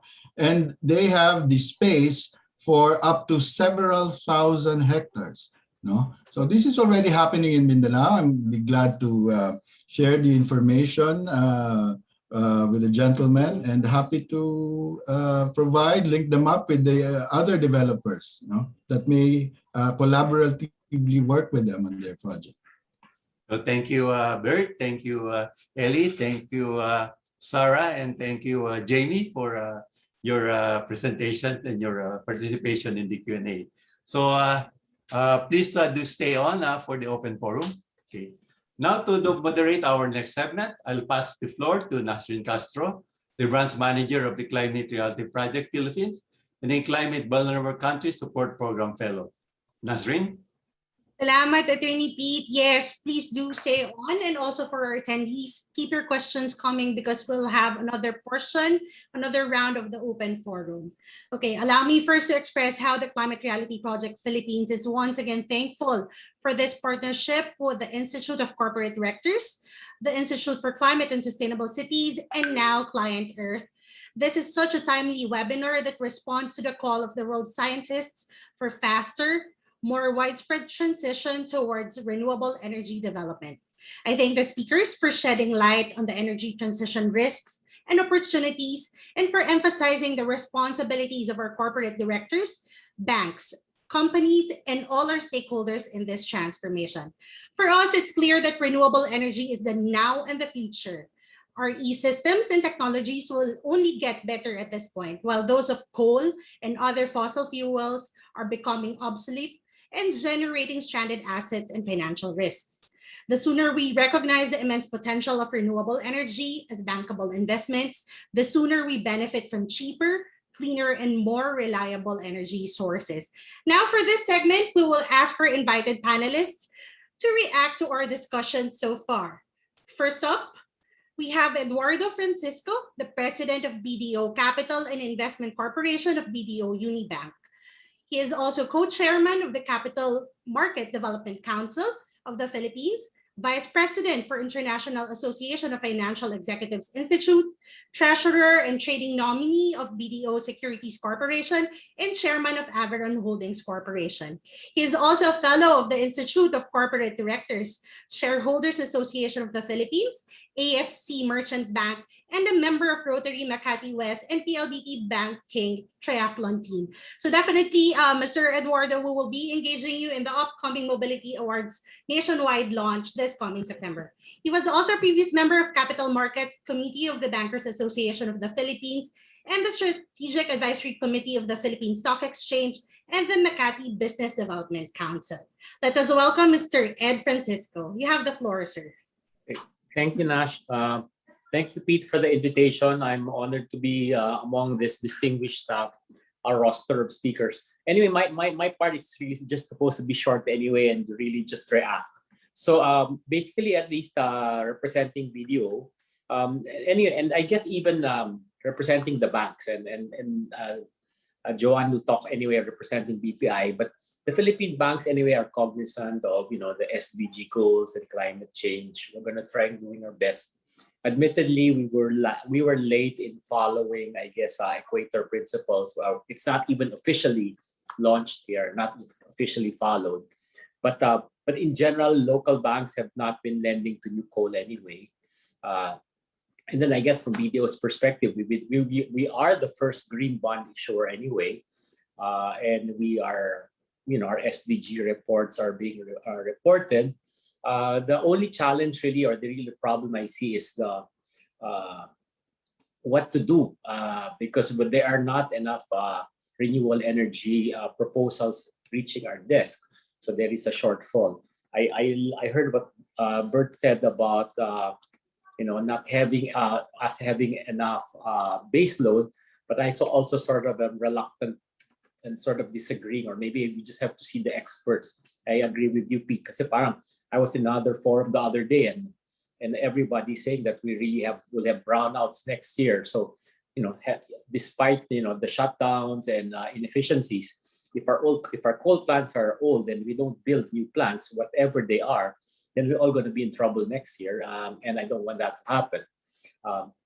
And then on the other hand, so I guess I'm really unclear on the transition, because we fully support the report, but then a lot of it really is government policy, DOE, what's the mix? There's so many bottlenecks. Frankly, from the bank's perspective, it's really more implementation already. Anyway, Lynn will talk after Joanne and me. We're already strictly regulated by the Monetary Board and the central bank. So if they issue more guidelines, we'll just follow it, really. So I don't see a problem there. We do a lot of project finance. We analyze already all the risks anyway. We try to factor that in. The capital markets are also alive, so we'll do our job there. But I note the comments on the example of that coal plant risk analysis, and maybe we'll just try to learn from that. The thing, though, is that I like Jamie's examples. I'm not sure if the Philippines can do something like it, where emissions reductions are conditional, or reductions are conditional on lending. I'm not sure if the banks are supposed to be the watchdogs and the ones giving the carrot and stick, because frankly, we don't have a carrot also, even when we issue bonds and whatever as of now. But it's something interesting. I guess we should be being there more for reporting or for compliance, but not the actual judge of whether we should give you more or less. I mean, that's something new to me. So I just bring it out because that was something different, but it's something worth discussing. And I really rely on the Monetary Board and the central bank, because as I said, we're so regulated already. But I guess in conclusion, I would like to say that the financial sector, especially in the Philippines, is very supportive anyway. And then the capital markets also is alive. But you're right.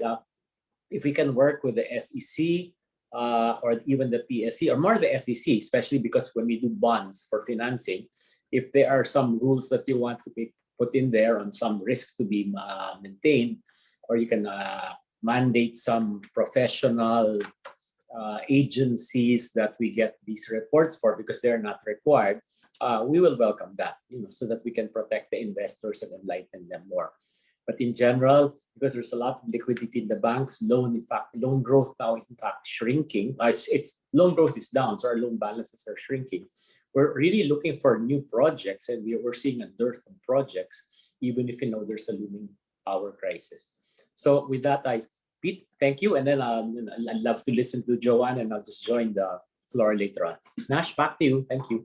Thank you, Mr. Ed. Okay, I will just take note and park this for further discussion later.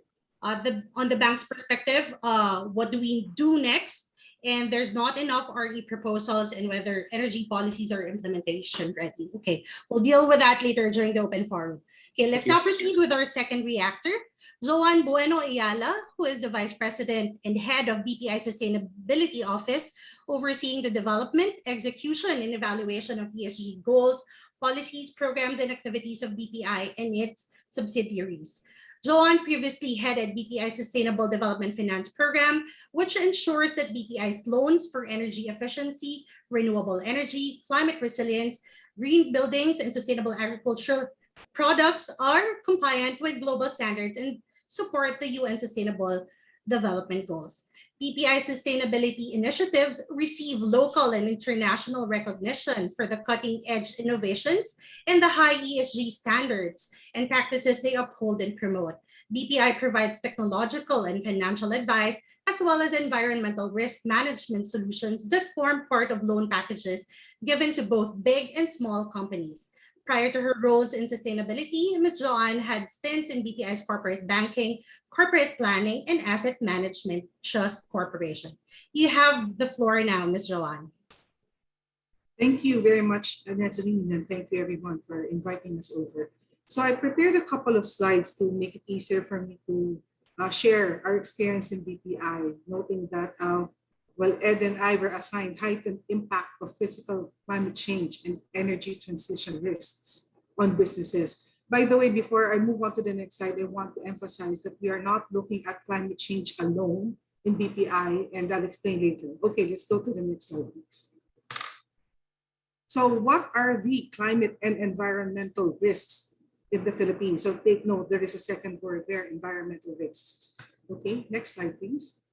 So look at this. Because we lie along the Pacific Ring of Fire, we actually feel 100 to 150 earthquakes per year. But on the average, the truth is that Revolts has measured an average of 20 earthquakes per day, a lot of which we don't feel because they happen over 100 kilometers underground.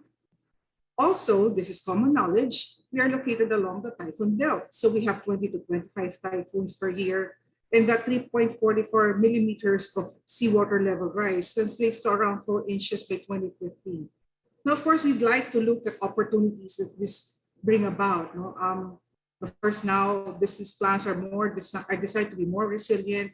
There are a lot of technological innovations which are being used to protect the physical designs of our assets and to protect human resource. I'll detail that a little bit more later as well.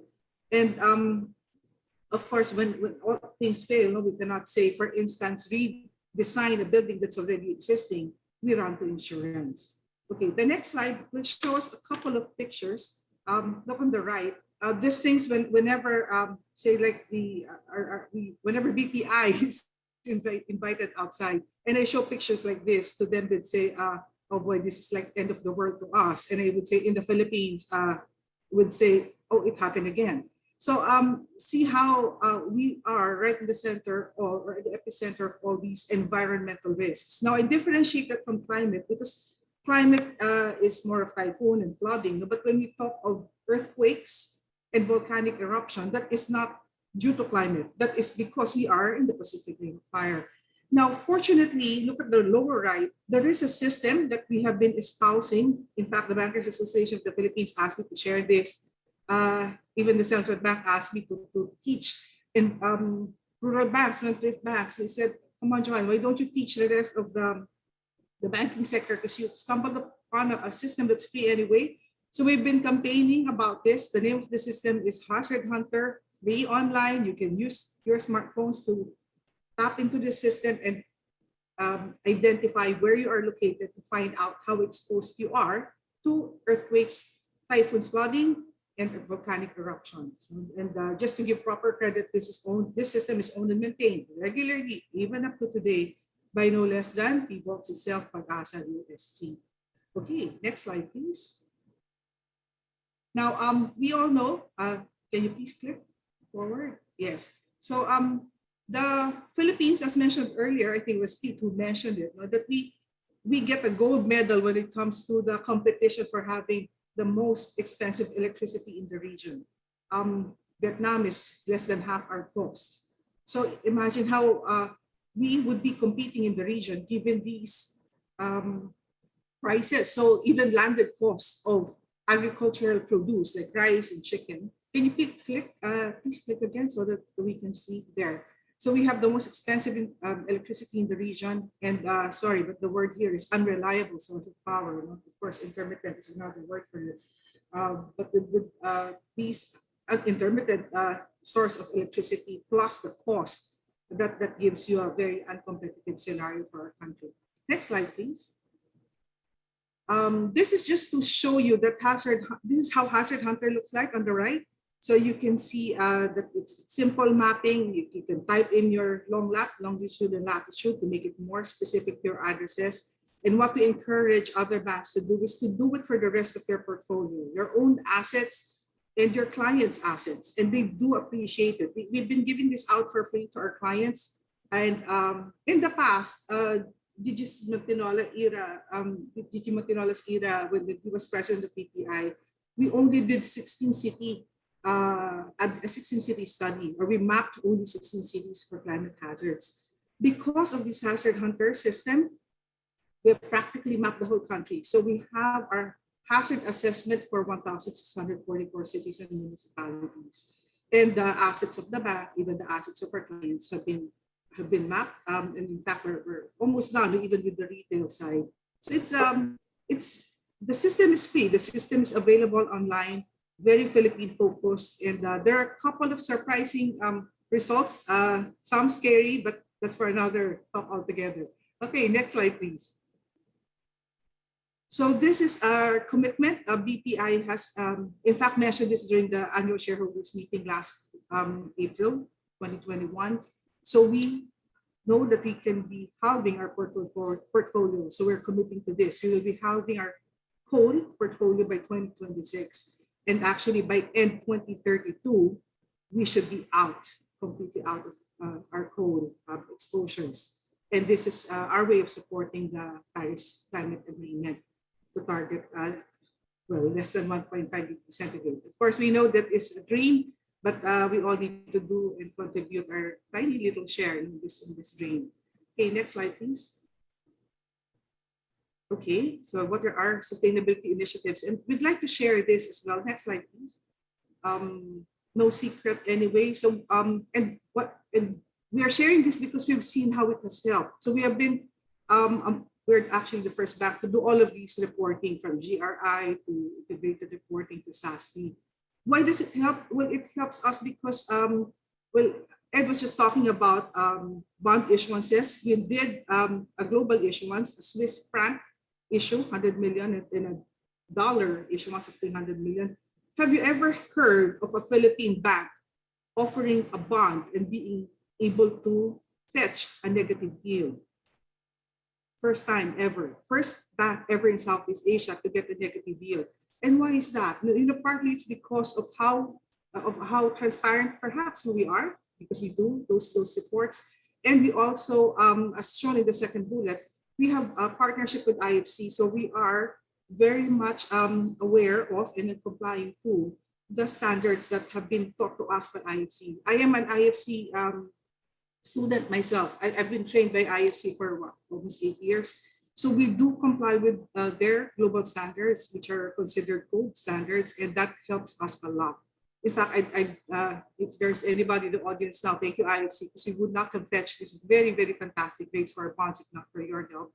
And so that's even 4 times oversubscribed. It was in 2019, and by 2020, when we launched a COVID bond, it was 7 times oversubscribed, and that's in pesos, 21.5 billion pesos. So those are planning to issue, you know, transparency is good, and observing global standards is also very good. Now, the third bullet, as I mentioned earlier, is where we use environmental risk assessment for measuring exposures to earthquakes, typhoons, etc. And that, again, helps a lot because you are identifying risks, and therefore you're able to manage risks as well. So by end 2020, 47% of our portfolio is in support of the UN SDGs. And just last May, we're the first bank to pledge to TCFD already. Honestly, when we signed up to this, I'm a bit nervous. I was a bit nervous because this is the first time we're doing it, and I know it can be a little tough. But well, the rest of the Ayala group has signed in already. 7 out of the 12 supporters of TCFD in the country are from the Ayala group. So I said, well, we cannot be left behind. So yes, we have committed to this already. So I guess we just have to do it. And yes, we need though to actually tap foreign consultants, to be honest, because again, we are not that familiar, you know, coming from the Philippines. While we're already doing environmental risk assessment or physical risk assessment, we would like to do it right and make sure that we are adhering again to global standards. And I'm so proud to tell you, you know, in BPI, we have made it a mandatory course for our employees to take sustainability training. So I started with the seniors and the sustainability champions across various segments. And then the decision of top management is, why don't we make it mandatory across the whole organization? And then we have our KRAs accounting for sustainability at the top level in 2021. But by next year, we will have sustainability as part of the KRA of each and every employee of the bank. So I'm just so happy to share that with you as well. Okay, next slide, please. You can click on, please. So this is the 17 UN. Okay, Can you please click again? There. Okay, so these are the 17 UN SDGs, the 17 colorful boxes you're very much aware of. And we're happy to say this as well. I think what is the reason why I'm sharing this is not only to tell you that there is a Filipino who has been named one of the global champions of SDGs in the world. He was awarded that in 2017, the first Filipino ever to be given that recognition. But I guess the main message here is this: you need a champion, and better if it comes from top management. If you have a champion within the organization espousing sustainability, I guess it is not hard for the bank to go forward and to actually sustain those green and social and environmental, social, and governance initiatives. Also, it is not hard for us to be sought by, because these partners on the left, from IFC to USAID, they were the ones who actually partnered with BPI. They approach us and tell us that we can work together because we have seen how you try on your own to do things, and we are very grateful for these partners. Okay, next slide, please. So these are the 4 types of loans that the TPI helps clients do. And these are for both big and small companies. And we don't scrimp on the free technical consultations given by IFC. We actually subsidize, admittedly. It is a bit of an expense. I do not expect everybody else, all the other banks, to be able to do the same. But our experience is this.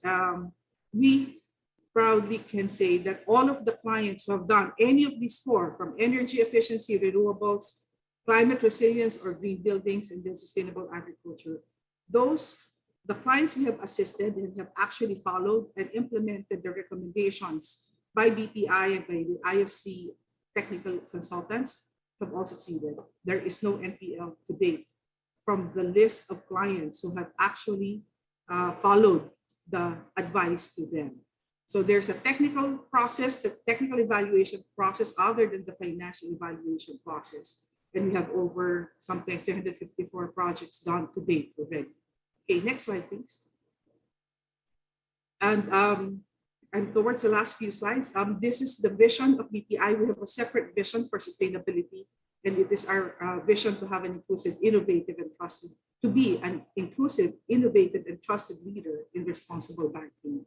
So we recognize how important it is to incorporate sustainability in the products we offer, how we serve our customers, and how we add value to our stakeholders, and then overall how we manage our resources.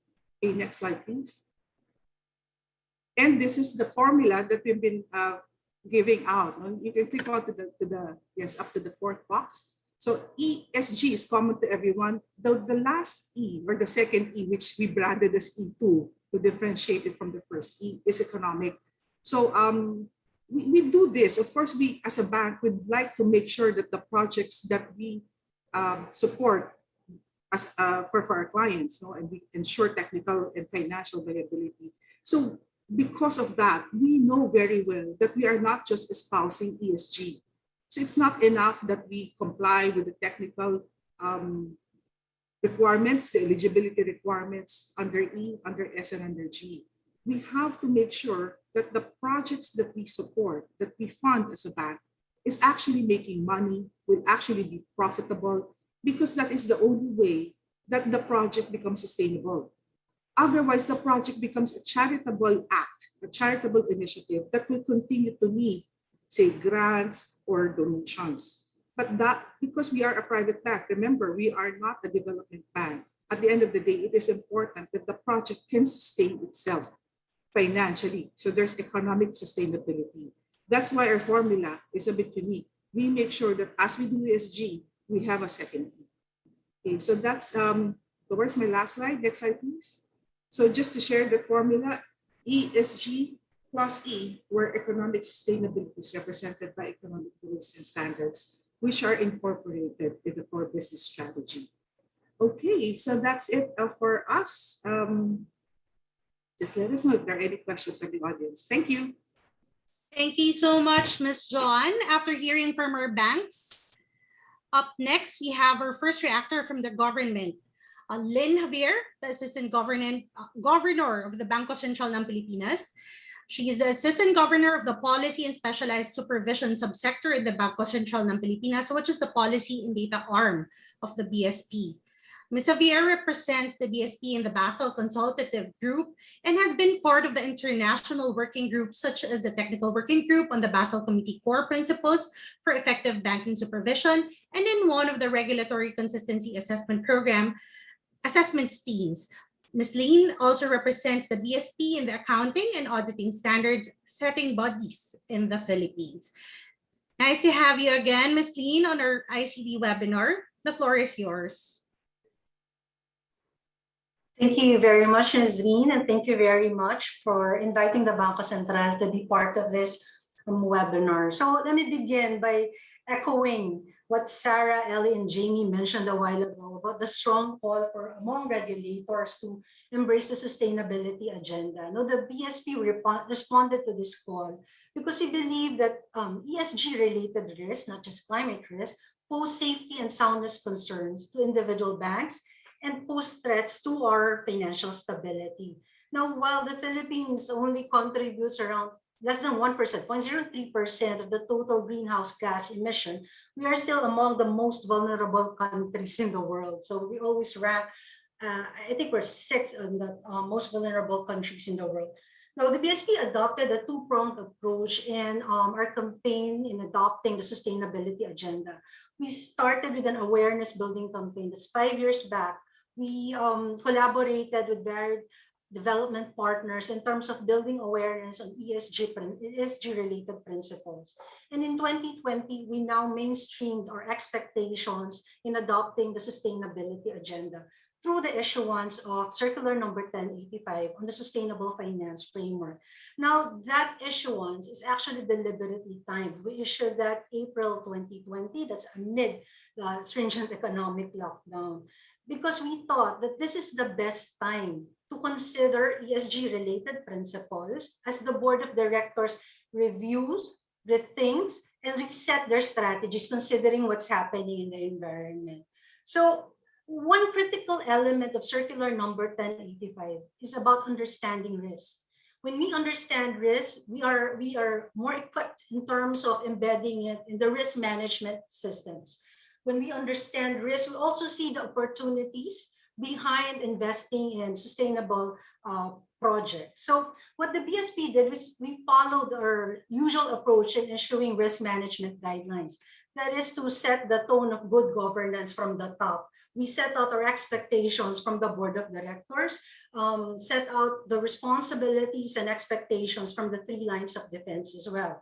Now, let me just go over some of the broad expectations from the board of directors. We expect the board to institutionalize the adoption of sustainability principles within the organization, promote a culture that fosters environmentally and socially responsible business decisions, enhance risk management by looking beyond the traditional sources of risk. This is already flagging. Also look and consider climate-related risks, because this would go beyond the usual time horizons in planning for strategies and business operations of the bank. We also expect the board to uphold transparency and provide adequate disclosures to various stakeholders of the financial institutions. And finally, we expect them to upskill, retool, and reskill their personnel on the sustainability, regarding the sustainability agenda. Now, after issuing those guidelines, after the issuance of Circular Number 1085, we have already exposed for comments the second phase of our issuance, which provides more granular risk management guidelines covering credit and operational risk. Now, we're targeting to issue this circular before the end of the year. So in that issuance, we explicitly states that the board should consider their short, medium, and long-term strategy, the sustainability principles.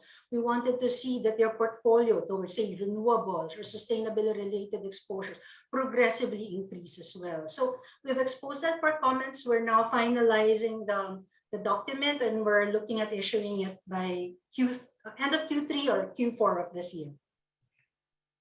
One of the, I think there are 2 points in the KEEP report that pertains to regulators. One is on disclosure and bond issuances, and the other one actually it's not part of the recommendation, but it was mentioned in the report about project financing. Now, for the bond issuance disclosure, the approach of the Bangko Sentral in this space to promote capital market development is actually to leverage on the requirements of the Securities and Exchange Commission. So in 2018, we lifted all BSP requirements for bond issuances of banks. What we did is we just set out some eligibility criteria for banks. And if they are qualified based on those eligibility criteria, they just have to notify the BSP about these issuances and just follow the requirements of the SEC. Now, we do understand that there's a need to further enhance disclosures in this space. In circular number 1085, we again leverage on the disclosure requirements of the SEC for publicly listed companies. But we see that we need to provide further guidance just to clarify expectations under the TCFD, as well as focus on risk exposures and promote comparability across the banking system. So that's one of the policy agenda or policy items of the BSP moving forward. In terms of project financing, I think the key here is to understand the cash flows coming from these businesses, as well as the risk attendant to this exposure. So again, we go back again to understanding the risk to be able to tap the opportunity. So there's actually a window for this one. The BSP has a regulation on project finance, which provides its own single borrower's limit. So we will not add this exposures to exposures of other related parties in determining the ceiling for project finance loans. Also, as part of the relief measures of the Bangko Sentral amid the pandemic, we increased the single borrower's limit from 25% of net worth to 30%. So that's on the project finance space. So let me also share another important initiative of the Bangko Sentral. We are part of an intergovernment agency collaboration called the Green Force. The Green Force is actually co-chaired by the Bangko Sentral ng Pilipinas and the Department of Finance. Important products of the Green Force are the roadmap and the guiding principles. The guiding principles provide specific activities or industries that contribute to the sustainability agenda, as well as identifies activities and industries that are not consistent or do not adhere to the sustainability principles. Those output or the Green Forest initial output are supported by the British Embassy Manila. I saw Kat here. Hi, Kat. So we thought that issuance of the guiding principles would further facilitate investments into activities that are aligned with the sustainability goals. Another initiative of the BSP, which will be launched this month, actually, is the conduct of the vulnerability assessment and stress testing exercises. Again, Ellie and Jamie mentioned about this earlier in the banking industry. So it involves all types of banks, from the big universal and commercial banks to the standalone thrift and rural banks. So the vulnerability assessment will be supported by the WWF Philippines and the World Bank. We'll be also looking at the scenarios provided by Network for Greening the Financial System, so NGFS scenarios, and see how we could further shape this to apply to domestic setting. We will also be using the Hazard Hunter tool, which was mentioned by Joanne earlier. So we are quite sensitive to the fact that the smaller banks might not have these exposures to coal-related projects and might have minimal exposures to stranded assets, but they are the ones most vulnerable to physical risk.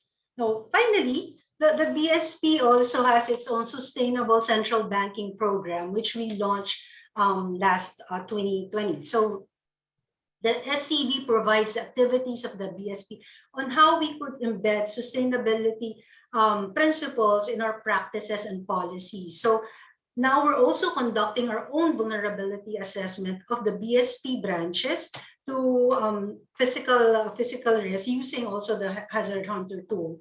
The second phase would be to assess, to conduct self-assessment or gap analysis in areas of operations of the BSP outside including the supervision sector, where we could embed the sustainability agenda. Now we envision the BSP's roles as enabler, mobilizer, and doer. Enabler meaning issuing enabling regulations to promote and support the growth or promote sustainability in the financial system. That's part of the supervision sector. Mobilizer in terms of being a champion for sustainability. In fact, the BSP has invested $550 million in the BIS Green Fund. And we're looking also at areas wherein this could be incorporated in some of our monetary policy operations. That's a study that we will also be conducting. And finally, as doer, how do we actually practice and walk the talk and apply in our operations the sustainability principles? So I'll stop here, Nazreen. Thank you very much. Thank you so much, Angeline.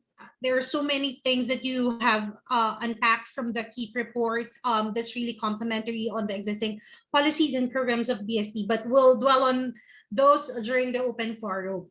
So now let's have USEC Felix William Fuentebella of the Department of Energy. Attorney Felix, or we call him USEC Wimpy, is a current Undersecretary for Planning, Investment, Media Affairs, and spokesperson of the Department of Energy. Prior to his current role at DOE, he was tasked to lead the power and renewable energy programs. He hails from Tigaon, Camarines Sur, where he served as congressman of the 4th, formerly 3rd Legislative District.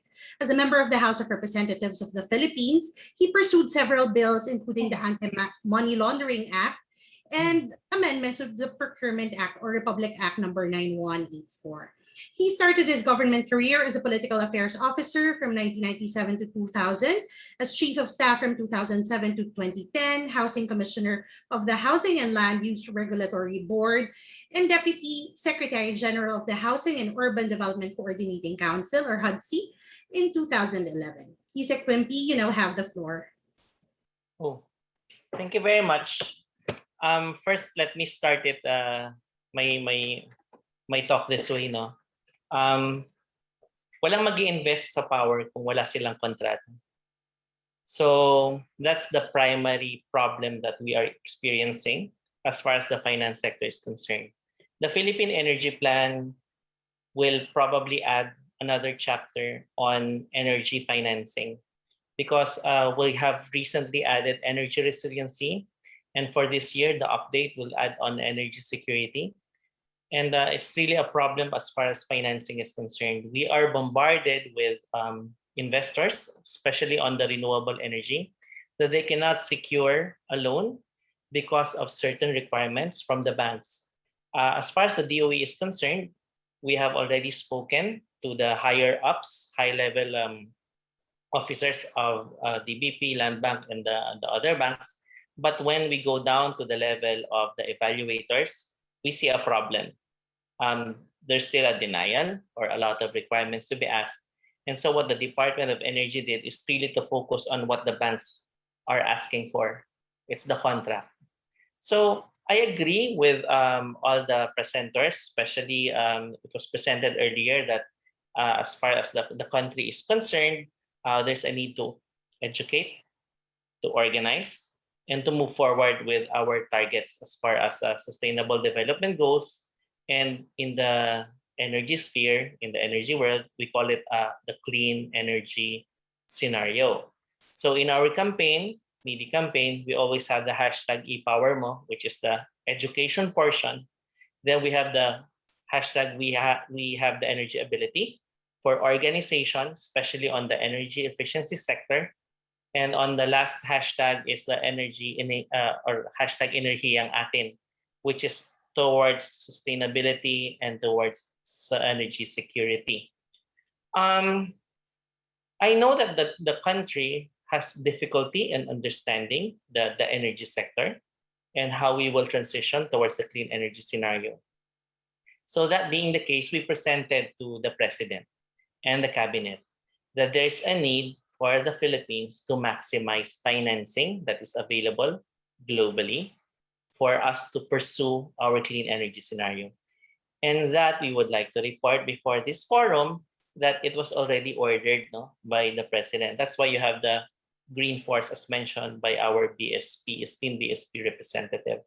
So what does it have? What will the green force do? It has to maximize, but it will have to go down to the level of the evaluators. So there was an order from the president to the DOF and the other finance group government to look into this because there's really a gap. And as earlier stated, but by one of the reactors as well, it's implementation that we have to focus on. So what is the formula that the Department of Energy is espousing? So as far as we are concerned, we know of the business as usual. This is our normal day-to-day activity. When we wake up, we turn on TV or radio, then we go to the office using our cars. Sometimes we're alone or with the driver, there's space, etc. But in order to move towards a transition, we have to first add energy efficiency. So our first formula is BAU plus energy efficiency. So it's enhanced energy efficiency because we have the Energy Efficiency Act, which not only looks into behavioral patterns of the consumer to reduce energy consumption, but it also looks into design of buildings, electric vehicles, appliance labeling, so that we will empower all our buyers of appliances to gauge whether or not the appliance that they are purchasing is energy efficient. So that is the first stage. And then we add on plus RE. So it's BAU plus EE plus RE. And why do we add RE before after energy efficiency? We add RE because it's pointless to utilize RE even in our agricultural RE support. We have to have very efficient agriculture pre and post harvest facilities before we plug in the RE. Even when we provide refrigerated solar powered refrigeration for fisher folks and even to our health workers in the very remote areas, it has to stem from energy efficiency first before RE. And we add on other energy technologies and ICT. Information communication technology is a way forward as far as the financing sector, consumers are concerned, because we will see these technologies that our gadgets can control our appliances even remotely. And that is what the department sees.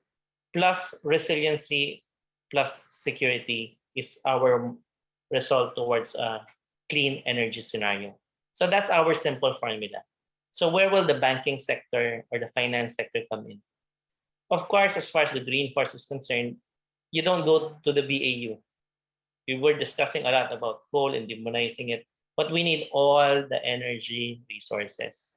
And what we are saying is focus on the Philippine Energy Plan that is made by Filipinos for the Filipino and not foreign sovereigns interfering with it. So as far as that is concerned, BAU, we have to improve on our practices, but for the green force and the others to come in, all the private banks, energy efficiency, there should be a way to evaluate and approve immediately all these applications. The renewable energy and the ICT and resiliency and even the security for us to improve and build a clean energy regime in the country. Now, in order to reduce costs, because it was presented earlier that it keeps on popping up that the Philippines, one of the most expensive electricity as far as ASEAN or Asia is concerned. It's because some of those countries are also subsidized. But nonetheless, what did we do? Number one, we did a little bit of tweaking. Right? The Murang Kuryente Act is a way of answering that portion that is passed on to the consumers na binabayaran natin, so we pay for it. It's the universal charges, stranded debts, and stranded contract costs. It's not a subsidy because our policy in the energy sector is no subsidy, but it's a way to address all the sins of the past by government na pukor, specifically in answering for that portion. And also, the Duterte administration passed this Energy Virtual One-Stop Shop Act.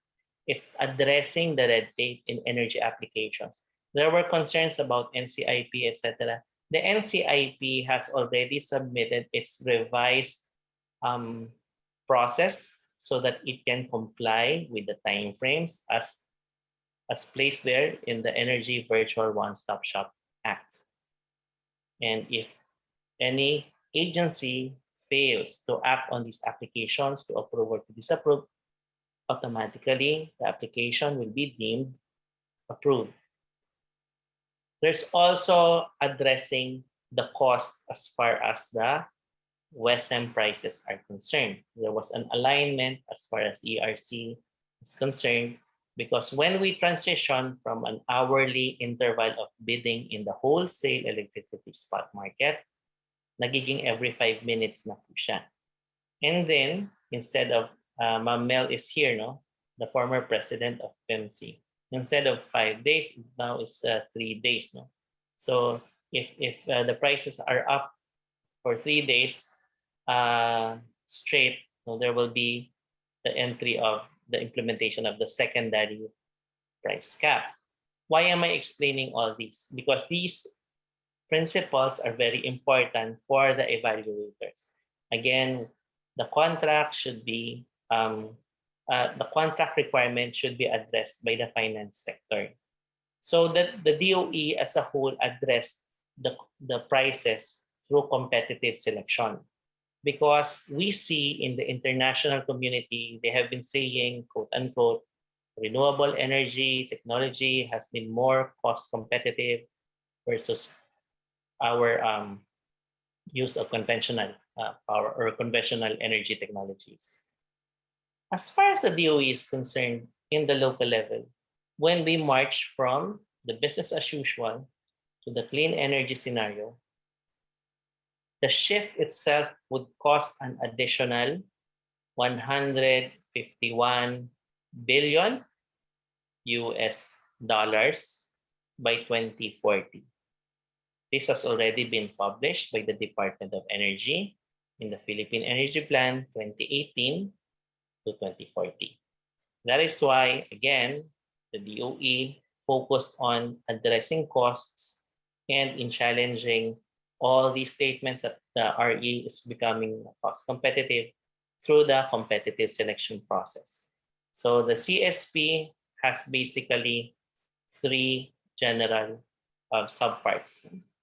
One is the general CSP. Okay? The general CSP addresses that concern on whether or not we have a bias towards conventional. No. In fact, it is required by the Department of Energy in the 2018 policy that all bids will have to include pass-on charges. Otherwise, it cannot be passed on to the consumers. So, what did that provision say? It's basically saying for RE, especially for the zero fuel, you become at par or more competitive as before.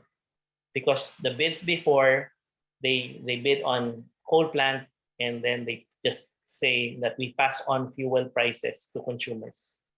The DOE said no.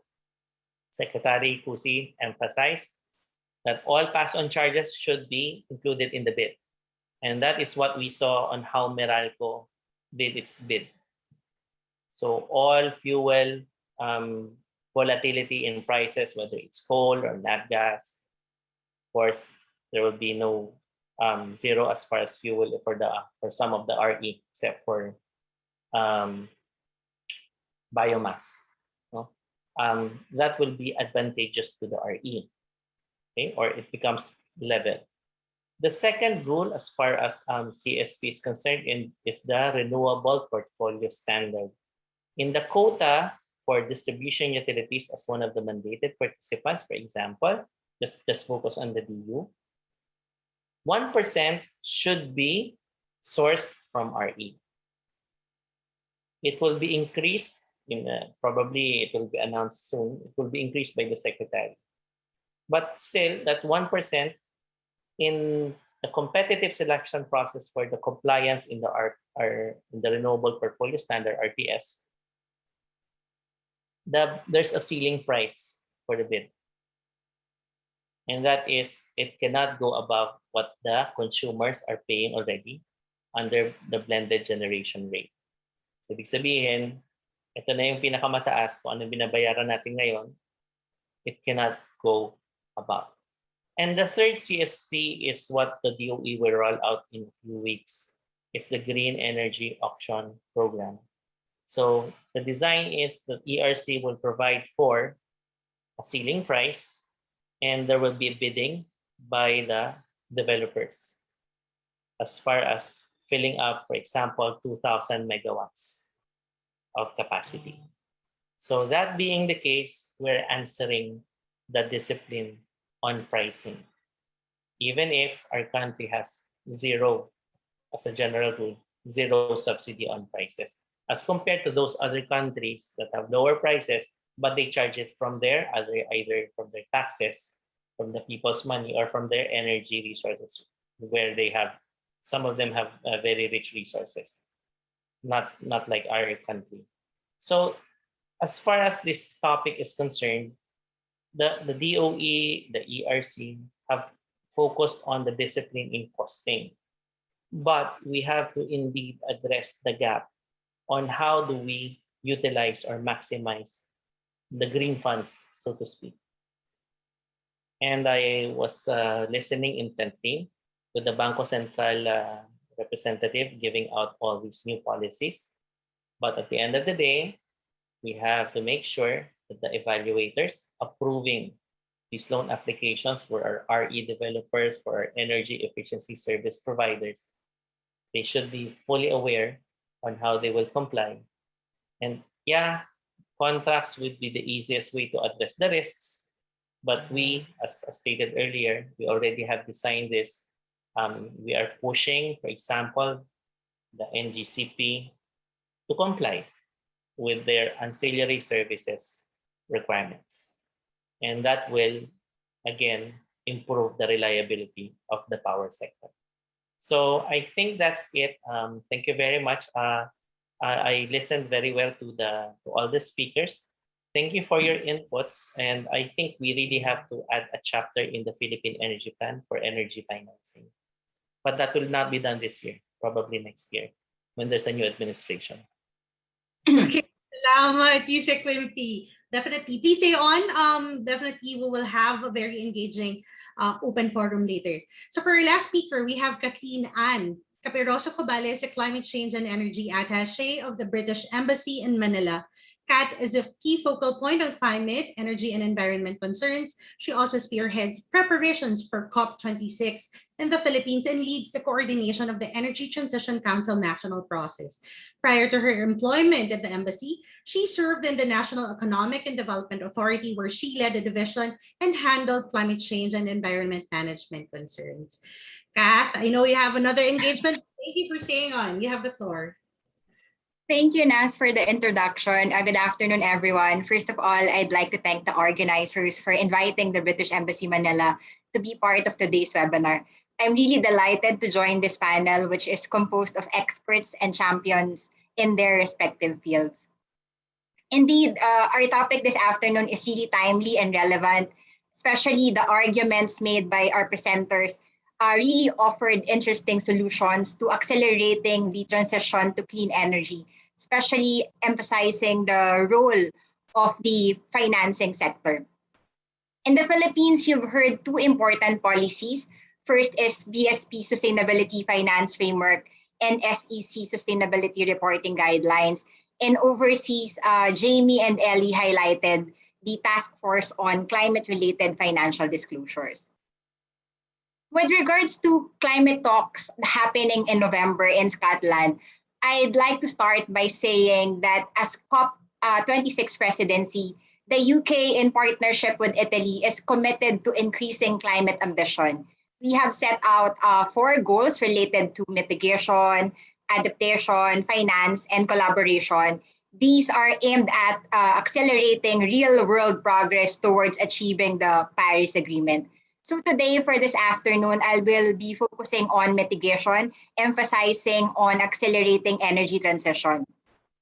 This topic, as highlighted earlier, is very important in Southeast Asia, given the region's role as a driver of global economy and in view of the large pipeline of fossil fuel, especially coal projects in the region.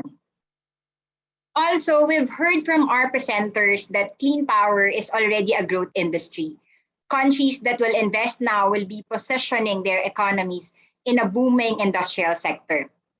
This will also position them at the forefront of most innovative economies worldwide, whereas failing to take this opportunity will, of course, risk them losing competitive advantage. As mentioned earlier, now is the perfect time because the pandemic actually offers a great opportunity to build back better and greener, which was actually highlighted earlier by AG Lin. It will also be supporting jobs because investments in renewables has already been showing substantial numbers of jobs as compared to fossil fuel sector. In fact, based on studies, 50% more jobs can be created than fossil fuel related employment. It will also respond to the growing concerns from citizens on health because this will help address concerns on emissions. Thus, it would be good for public health. And above all, you've heard Bert and Sarah hammer this on their presentations earlier. The cost of clean power, particularly renewables, is already competitive. So you've heard the deflationary cost of solar, wind, and battery storage. And the cost, as mentioned earlier, are expected to continue to fall over time. Having said this, it is very exciting to also hear the updates from Yusek Wempi, who just spoke a while ago, because it really provides more optimistic scenario for RE resources, which we are expecting to unlock the untapped potential of the Philippines in this space. We also welcome, of course, the Department of Energy's efforts on energy transition, including the issuance of the moratorium on endorsements for new coal power plants last year. We would very much want to recognize the DOE's very active engagement in the COP26 Energy Transition Council, or ETC process, both at the international and local levels or national level. Just to mention briefly about ETC, it actually brings together government, development partner community, energy and financial organizations together to work towards accelerating the shift towards clean energy. Currently, it had already identified support and new contributions to prioritize actions related to clean energy, energy efficiency, and reliable energy systems. All these are actually aimed at contributing to the pillars of the country's clean energy scenario, which was emphasized a while ago by Yusek Wempi. In fact, I am very pleased to mention that some of the recommendations highlighted by Sarah and Bert in the study were actually being addressed in the ETC interventions that were identified. Also, I'd like to highlight that the ETC underscores creation of a strong financial and technical support. An example of this is the Southeast Asia Energy Transition Program, wherein $50 million in pipeline funding has been already identified, including the new commitment of £5 million of funding from the UK. Also, for the ETC process, this will not just be for COP26, but it has already been announced that ETC will continue to deliver its work until 2023. So before I conclude, I'd like to underscore the critical role of central banks in mobilizing and accelerating green finance, including for clean energy. As mentioned by AG Lin a while ago, BSP and DOF are working with the UK on preparing a sustainable finance roadmap and a sustainable finance guiding principles. This aims to basically harmonize and to better understand what are sustainable activities. In the UK, the Bank of England is at the forefront of expertise in this area, both with stress testing, where it takes into account climate risks, and also in its own monetary policy. So basically, BOE or Bank of England is also providing capacity building or extending capacity building related to understanding and managing climate-related financial risks and disclosures to central banks, including to BSP. So I would like to end by highlighting that the IPCC's recent report makes it very clear that the temperature goal of the Paris Agreement is within reach. However, it can only be achieved with further ambition and action. So it is really important that we rise to this challenge of climate change by really working together. So everyone, it's time to act now. Again, thank you very much, and back to you, Nas. Maraming salamat, Kat. Okay, we really do wish that the upcoming COP26 will be as successful as we want it to be and need it to be. So now, may we request our speakers and our reactors to please open your cameras, because now is the second portion of our open forum. So we will be asking questions from our participants in Zoom and Facebook. But before I open the floor for questions, I would like to announce that the organizers will be providing EcoCare packages to selected viewers and participants who will be actively participating in our Q&A, whether personally asking their questions here on Zoom or commenting on Facebook posts. After this webinar, we will be reaching out to you, to our chosen viewers and participants for the EcoCare packages. So let's now have our question. Okay, meron na. First question goes to Bert and Sarah. Okay, the KEEP report, as you've asserted, Bert and Sarah, that we already have too much of the wrong supply. Second, the system, as the Department of Energy has said as well, urgently needs to be more, there should be more flexible generation. And third, as data showed clearly that the coal plants have unproven unreliable, whether old or new, with a relatively new one not being able to operate since January of this year. But Mr. Francisco Ed also mentioned earlier that the only challenge or only problem is that there are not enough renewable energy proposals reaching their desk. So there is a shortfall. So can Bert and Sarah expound more on our need for flexible generation and oversupply of coal in the pipeline? Let's start with Bert. Yeah, I was really very happy to note what Yusek Wimpy Fentabella said. He spoke about green energy auction. He also spoke about removing the fuel price pass-through and so on. So I think these are two recommendations in the KEEP report, which the DOE is now actively doing. And I think that in calibrating, for example, the installation targets, I'm sure DOE will consider not just RPS, but requirements of the DUs themselves. So very happy to note the very positive response from the DOE. Sarah? Thank you, Bert. Sarah? Thank you.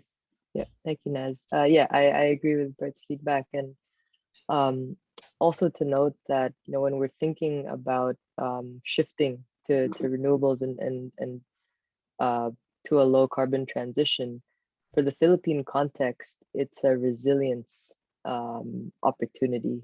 We have extreme weather events. Having large plants, can be risky. It may be best to have distributed plants and a more modernized grid to absorb these smaller renewable energy systems, just because, again, we're an archipelago, extreme weather events hitting us. And also with these economic disruptions, COVID seems to be never ending. And this start-stop, we need a more flexible system, as Bert was highlighting during his presentation. So I think just to note that the low carbon transition in the Philippines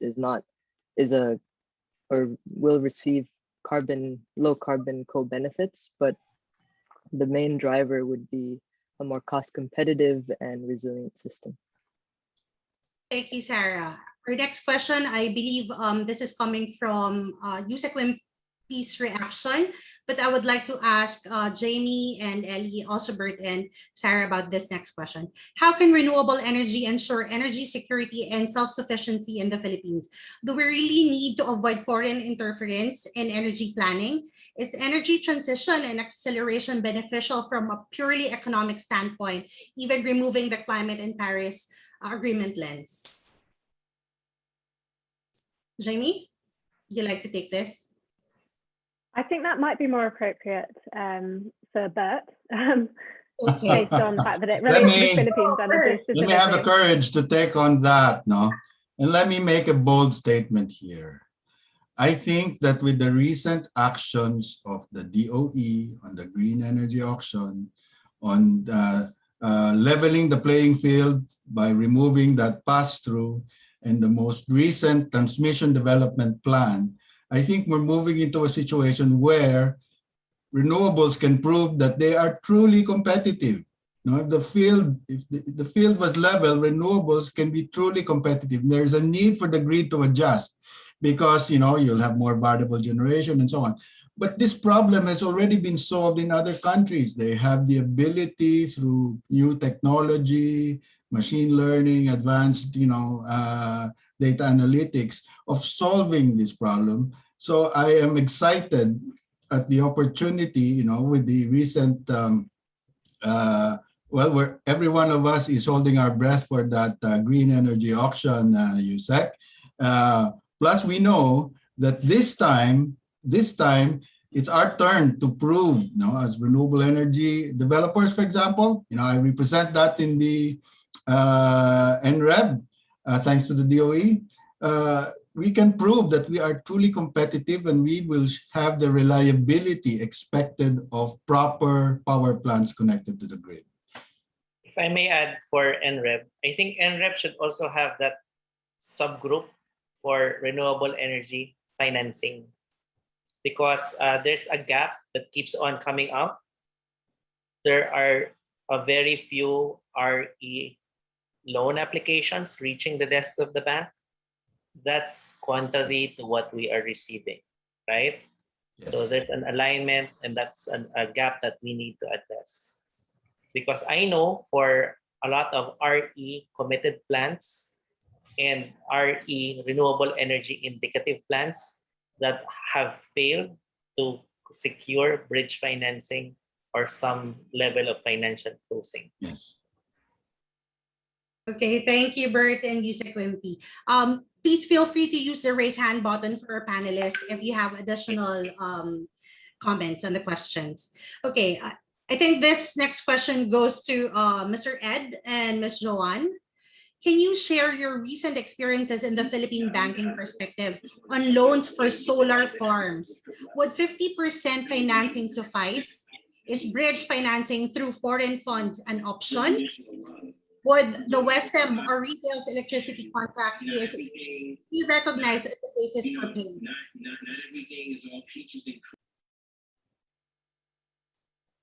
Okay, let's. You want to go ahead first, or who wants to answer first? You go ahead, Mr. Ed. Okay.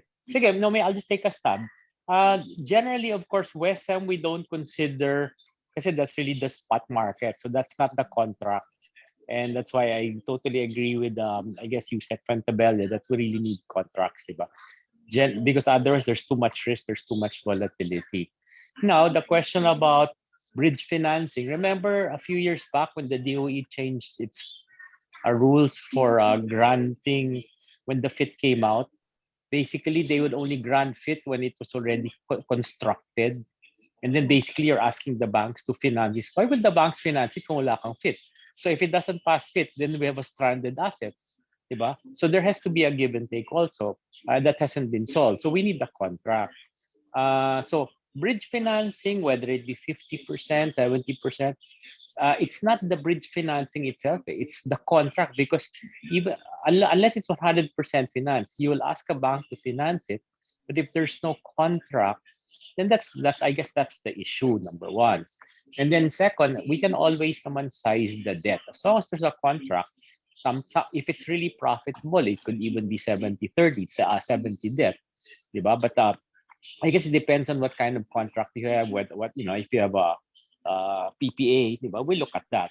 So size is not a problem. We can amortize that anyway. But it's really more. We don't do I guess merchant on offtake. That's why our experience now, when some of these big solar farms are talking to Meralco for CSP, but they think they're going to be able to win it, we're even providing the bid bonds and helping, because those are large enough that have contracts. But if you're asking us to finance something in the greenfield, tapos it's not talking to a DU or anything, that's a little harder. So I guess just so that you know where we're coming from, because remember our revenues are capped anyway. The profit is really to the sponsor, but you have to also, I guess, protect the bank. What is the bank there for? We just want to get paid. So you have to give us the contract, but it cannot be a contract contingent upon completion, and then you ask us to finance you before that. So maybe one strategy is you finance 100%. Once you have the contracts, then we can refinance it. That's another model that I did for some projects, diba? Finance it 100%, and then we'll refinance it. We'll try to leverage it as much as we can because there's already there's cash flow. Back to you, Nash. Thank you, Mr. Ed. How about Ms. Joanne? Would you like to add anything? Yeah, I agree a lot with the answers of Ed. No? I guess we're on the same boat anyway. So yeah, there is indeed a lot of value in the contract. In fact, to be honest, there were a couple of bidders, those who were running after FIT, whom we have discouraged, and fortunately, practically all of them actually backed out, and they appreciated the advice, because had they pursued, then they would have had. Imagine talking about stranded solar. I mean, we know of stranded coal, but stranded solar, we wouldn't want that. No?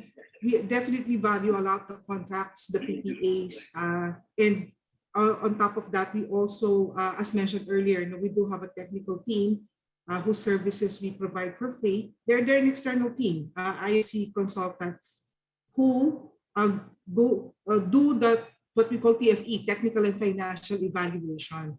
While clients sometimes hate it, because we tell them the truth, and then we'd say, no, the projections are wrong. No, you will not, all-in costs will not be at this level, so it will not be viable.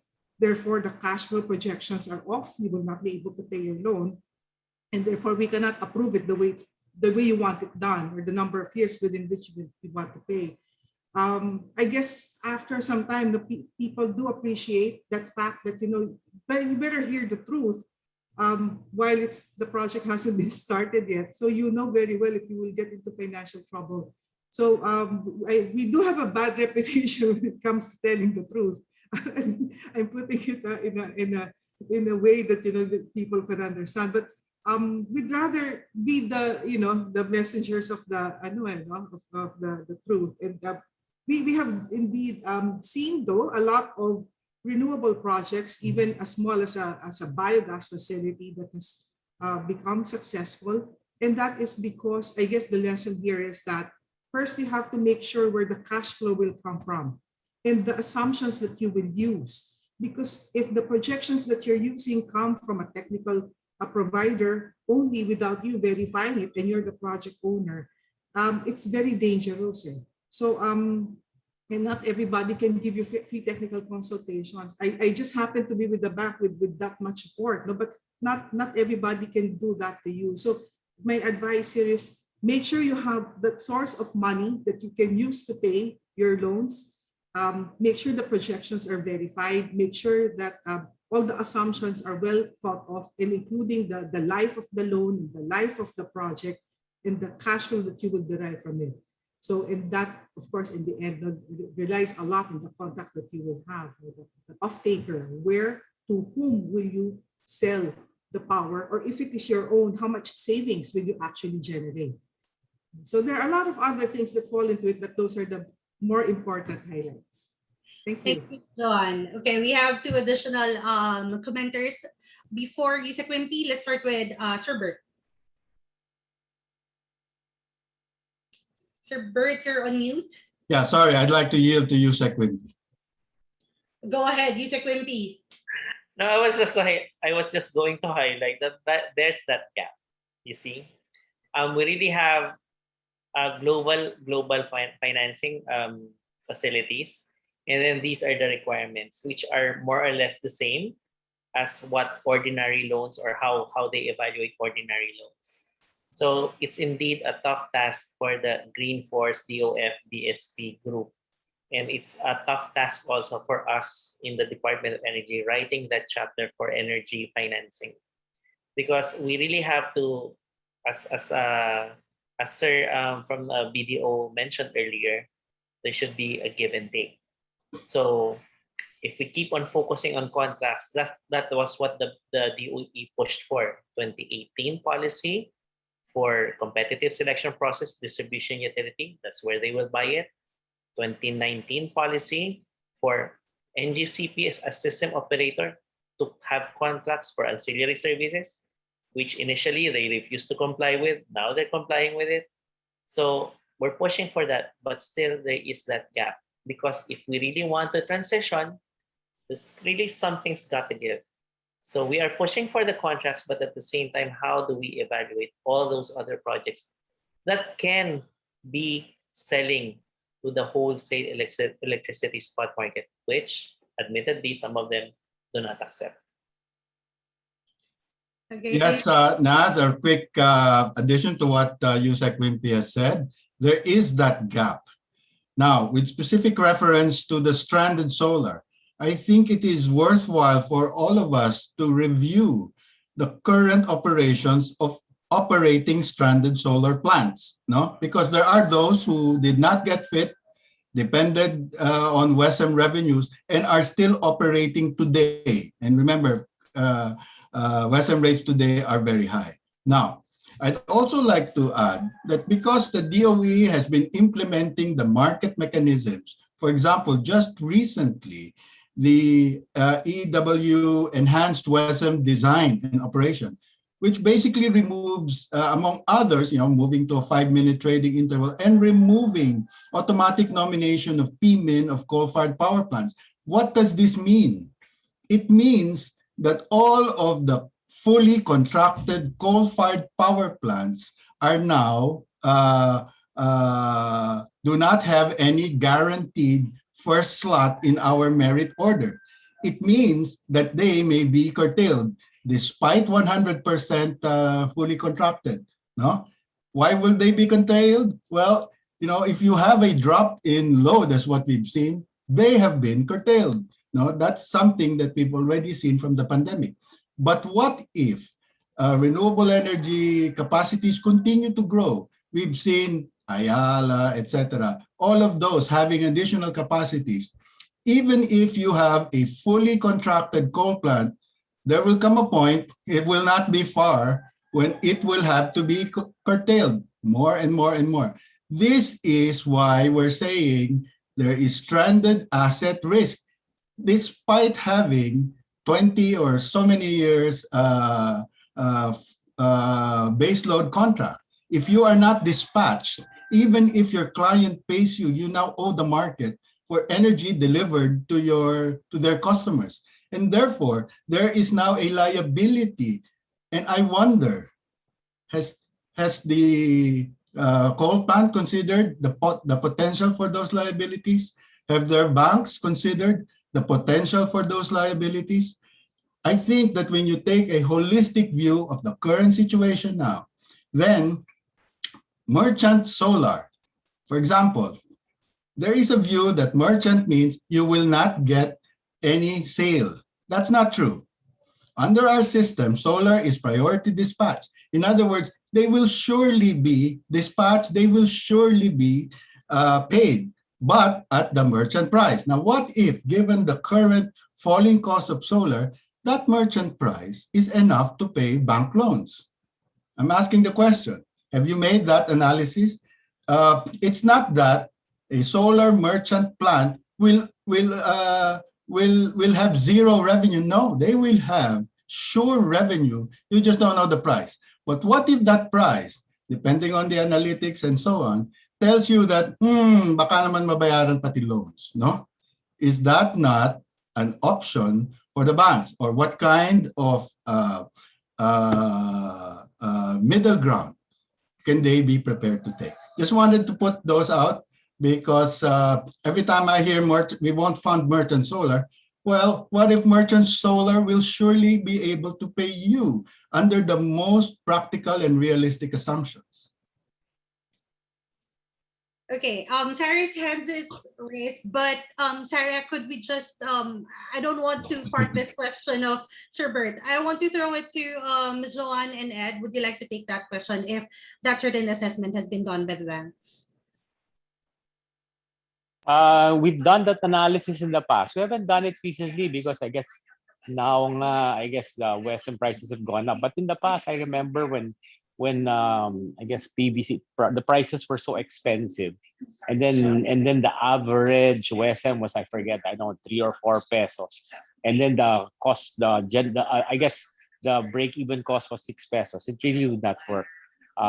So we know that when you say it's merchant, doesn't mean it's zero. It means it's WSM. But at that time, when we were looking at the average prices, it was not going to make money. And that's what happened. It's just so I guess we have not looked at it now if WSM now is abnormal, because of course we know prices are high. We don't know if that will happen in the future. But since there is no floor for WSM, right? And if the effective cost is 6 pesos or 5 pesos, of course we're hearing Leandro Leviste talk about 3 pesos and everything reaching grid parity, but you really need the scale. But for the smaller solar plants, right? If you need 5 or 6 pesos to break even, that's the challenge part. So, but so don't worry, we've looked at it, but we need I guess we need the floor also, and Western doesn't give us a floor today. John, maybe you can share your views. Thank you, Ed. My experience there is that we have actually lent to a client who has WSM as their source of our loan repayment. But I tell you first, that client has a backup facility, meaning a backup source of cash flow. So it is not comparable, meaning if it were a client who doesn't have any other sources of revenue, would we have financed? The cost of the client was, if I recall right, 5.75. At that time, also, WSM was hovering at around 4. So we wouldn't want to foreclose on the solar plant. I mean, and that is what will happen if we say if we give him a yes and he has no other source of income. But because of the track record of the client and other possible sources of revenues, and we know that the client will make good on his commitment, we lent to the client. I just cannot say the name because of confidentiality. They're doing pretty well now, of course, but the solution, it is not purely we'll take our chances, because remember, WSM is a free market. As Ed is saying, there's no floor price. So where will the money come from? At the end of the day, remember, banks like BPI and BDO, we also are listed companies. We are owned by the public. So if we get into trouble because of lending left and right without taking into account those who may not be able to pay, then we will forgo our responsibility to the public as well. So maybe another institution can take it. I don't know if a BBP or an LBP would have facilities, would have grants, or have guarantee facilities that could take on a loan that would turn sour because WSM prices drop. But if you talk to a private bank with its own responsibility to its public stakeholders, there are certain limitations as to what we could pay. That's it. Thank you. Thank you, Ed and Joanne. Sarah, go ahead. Perhaps Yusek Wimpy would like to go first. Okay, you yield again. Go ahead, Yusek Wimpy. Okay. I just was going to ask if, ma'am, do you have a figure in mind what the floor price should be as far as WSM prices are concerned? But it's always a question of break even. So if remember, we try to estimate at the end of the day how much the solar company could derive its revenues, net. So how much would they be able to sell their electricity for, netting out all the costs? So you have your cash flow, you have your say like a quarterly amortization that you have, or even a monthly amortization that you have to pay. So we have to have that on hand. And if Western prices will not give them sufficient money to pay for that monthly amortization, then that's a problem. So for that particular client, for instance, his break-even cost is something like 5.75. Then the Western prices will have to be above that. Then you have to take into account possible other expenses that may have to be added to that break-even production cost. So what if it's 6? Then I'll tell you now, at least 6 or a little over to give them some margin for their businesses to thrive. So, but that is hard. That would mean, like Yusek, like you were mentioning, in other countries, they do have subsidies.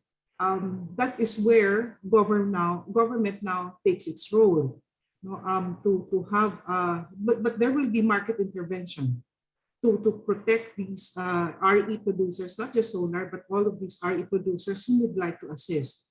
And we'd welcome that, definitely. I'm sure Ed would also appreciate that, because if there can be a mechanism whereby financial assistance can be given to these RE generators, then that will ease their pain. That will make it more feasible for them to have WESM. And then if WESM drops, then there is a mechanism whereby government subsidy kicks in.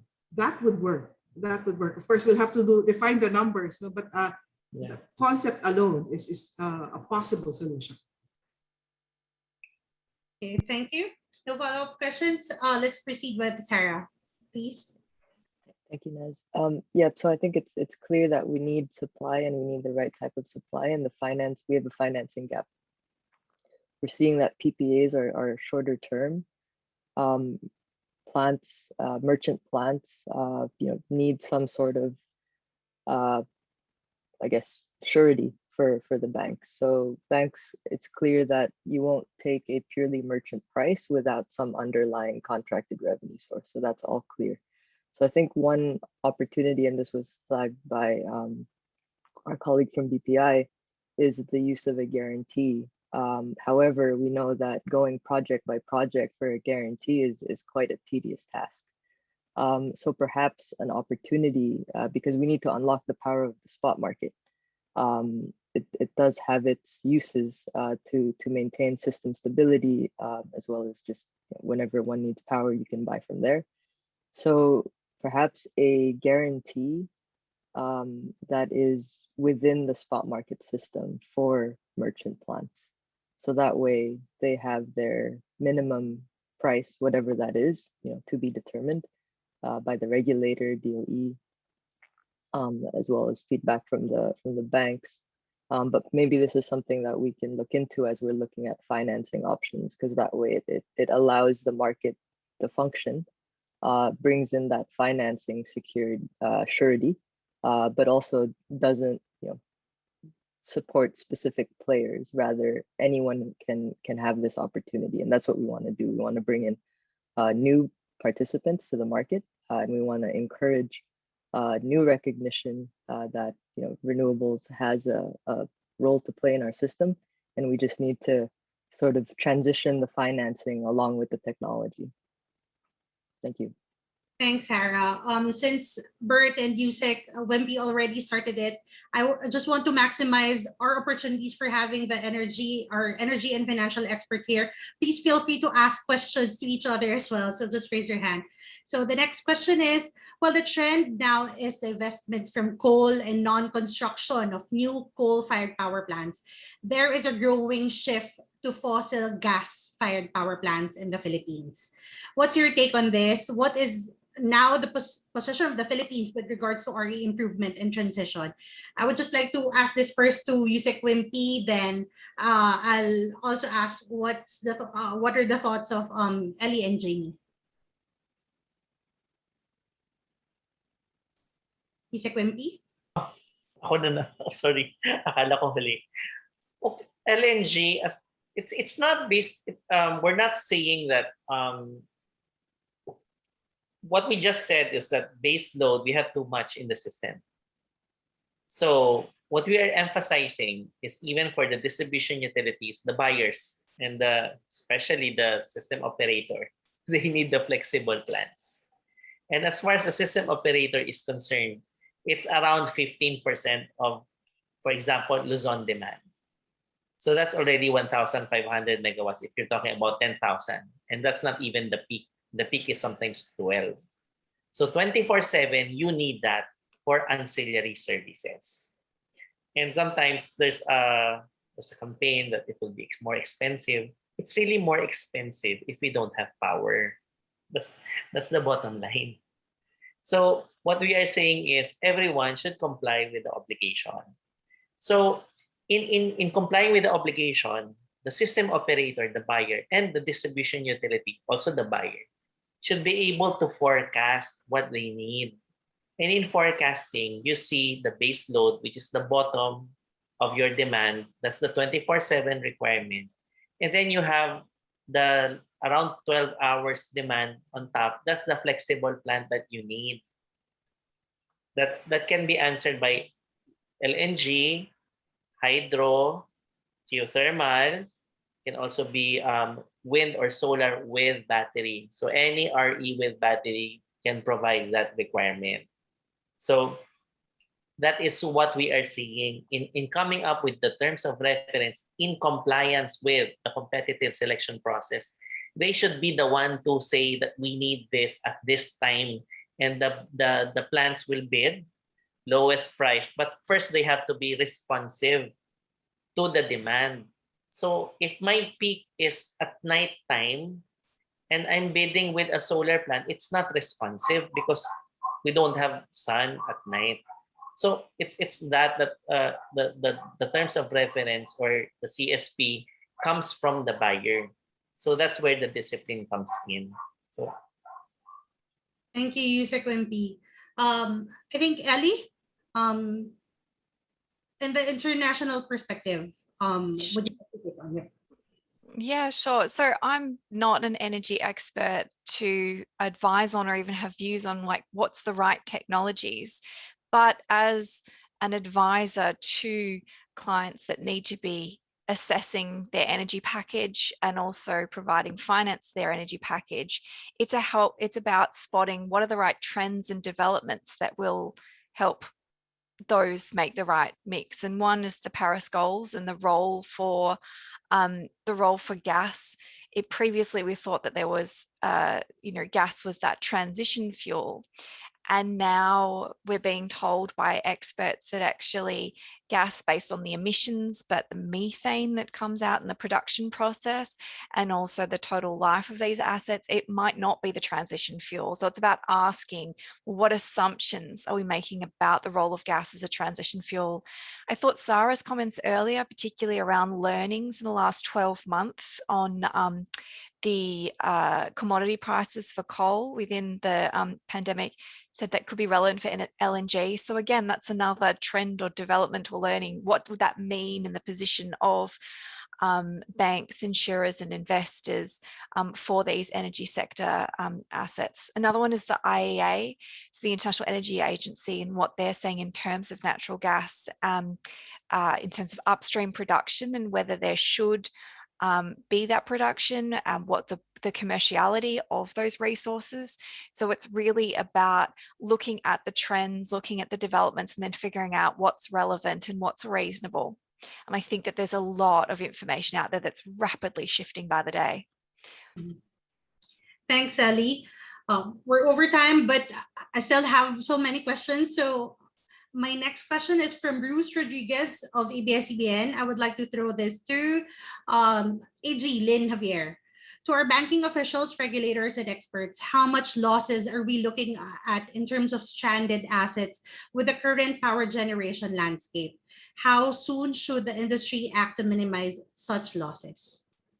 Yeah, thank you, Nas. Actually, the BSP, along with other regulators across the globe would like to further enhance their data capture on the exposures of banks in this space. Currently, what we have captured are the exposures of banks to the power industry comprises around 10% of the total loan portfolio, which is around 10 trillion. So with that exposure, it's not disaggregated, whether investments or loans to renewable or coal-related projects. So that's the next step that we wanted to pursue, is to capture this aggregated data on the power sources and on the loans extended by the financial industry. How soon should we transition to renewable energy? The soonest possible time. I mean, Kat mentioned that dream big, set bigger ambitions and dreams in this space, which should accelerate also us reaching our goal to zero carbon. Thank you. Okay, Jamie, you'd like to add? Yeah, thank you, Nazreen. Yeah, I just wanted to add in respect of stranded assets, companies that are going to become stranded to an extent need to be thinking about how they're going to wind down their operations and also transition their businesses to sort of a low carbon operations rather than their existing carrying on as they are, which could lead to stranded assets. And if they aren't going to transition their businesses, then they need to think about potentially winding down their businesses. But for the banking sector, they need to be looking at it now. They need to be reducing their exposure to assets that could become stranded, and whether that's divesting or working with those companies to transition their businesses, that is also a way they can do that, which is just to flag as well, the sooner they start doing that, the sooner it's an opportunity for the banks, because they can help those companies transition by providing transition finance as well. So although those risks to be mitigated, there are lots of opportunities to be had as well. Thanks, Jamie. I saw Sir Ed nodding. Yeah, So, Nash, yeah. I was gonna ask Nash. I forget. Maybe Jamie, you could. Albert, what country was it when I read? Was it just yesterday or the day before that there was a plan by the government plus an ECA to purchase the coal plants basically, and then and retire them? Was that the Philippines? So that's just another way of reducing the stranded assets. So that we would welcome, right? So of course, and then I guess I don't think it's the Philippines. not the Philippines, but so I was probably reading an international magazine, but that would be a great idea. And then second, I guess to support what Jamie said, that's why I guess the BDOs and BPIs have stopped lending, let's say, to coal, because as you guys know, maybe international, you remember, you have longer loan maturities, right? If the real life of the plant should be 15 years, you lend 15 years. But remember when we were doing coal financing in the past, we were doing shorter tenors because we were still very conservative. So if we just let this run off our balance sheet without new loans, it's possible that in effectively 5 to 7 years, our coal exposure will go down to zero. So that's an active way of managing it by not adding anything on and letting it just expire, or pay off. That will happen. And then just to share with you, with the recent example, when the government bank wanted to divest of its coal, but then there were no takers because the private banks don't want to lend anyway also. So no one, they're stuck, right? So in reality, you cannot enforce a loan default because if they're paying, but if someone wants to pay off, you cannot force anybody to buy them, right? So that's sort of the problem. Unless you now sell them and you sell them at a discount, that might cause a problem because it's become it's an implication that this is a bad loan and in reality it's current. So those are just some of the dilemmas we're facing now. Real examples. Yeah, Thanks. Sir Ed. Yusuf, Thank you very much. Just about the stranded asset, we have to remember, that's why I mentioned foreign interference, but I don't mean that in a bad way. I'm just asking Filipinos, who are we trying to please here? Because as far as our country is concerned, this is our level of emission. And as far as stranded assets are concerned, we already experienced the BNPP. The Bataan Nuclear Power Plant, when I was born, it was already being constructed. And it became stranded, and the government taxpayers' money was used to pay for that until 2018. Because our decisions at that time were not scientific or evidence-based. And we kept on relying on some studies made by those that are non-Filipinos or those that are not accountable to pay for this anyway. So it's just a reminder on why we are doing this. Because yes, it is a very noble intention of taking care of the planet, but we have to use acceptable software and zero coal as far as running all softwares that are internationally accepted. It's not, I cannot see it as far as my stint in the Department of Energy is concerned. I cannot see it. What we can see is 35% share of RE by 2030 and 50% share of RE by 2040. So as far as our country is concerned, let's make it science-based, evidence-based, and remember that we are victims of climate justice. That's why we're vulnerable. And under the international agreements that we entered into, the big emitters of GHG are supposed to give more to the victims. And that is there, we signed it, and that's why we're talking about it. But remember the numbers, please remember the numbers. And as banks, as financial experts, we have to have this goal first. If you embrace the Philippine Energy Plan, those are the targets. How do we meet that? And how do we address lower costs for consumers? And that's where the numbers will come in. Thank you. Thank you, Yusek. Lastly, Sarah. Just to build on what Yusek was saying is, I think the main point could be that those who are equipped to manage the risk should be managing the risk. It can't be to consumers or the public. So when it comes to stranding, this is where the data, the analytics certainly are important. The other point is that the new shifts in the DOE with the pass-through, that being removed, and then the curtailment clauses we're seeing, meaning reduce if they don't have if there's no use at a certain utilization level, they don't pay the capacity fees. So these are all improvements to procurement that would support the country in not having stranded assets, because then investors, developers could make better decisions this way. I think one thing to note when it comes to the shift for the Philippines, it's certainly not on decarbonization. It'll be on economics and the access to capital, cost of capital. And this is part of something that the international community also has to support with, is quite high for renewables.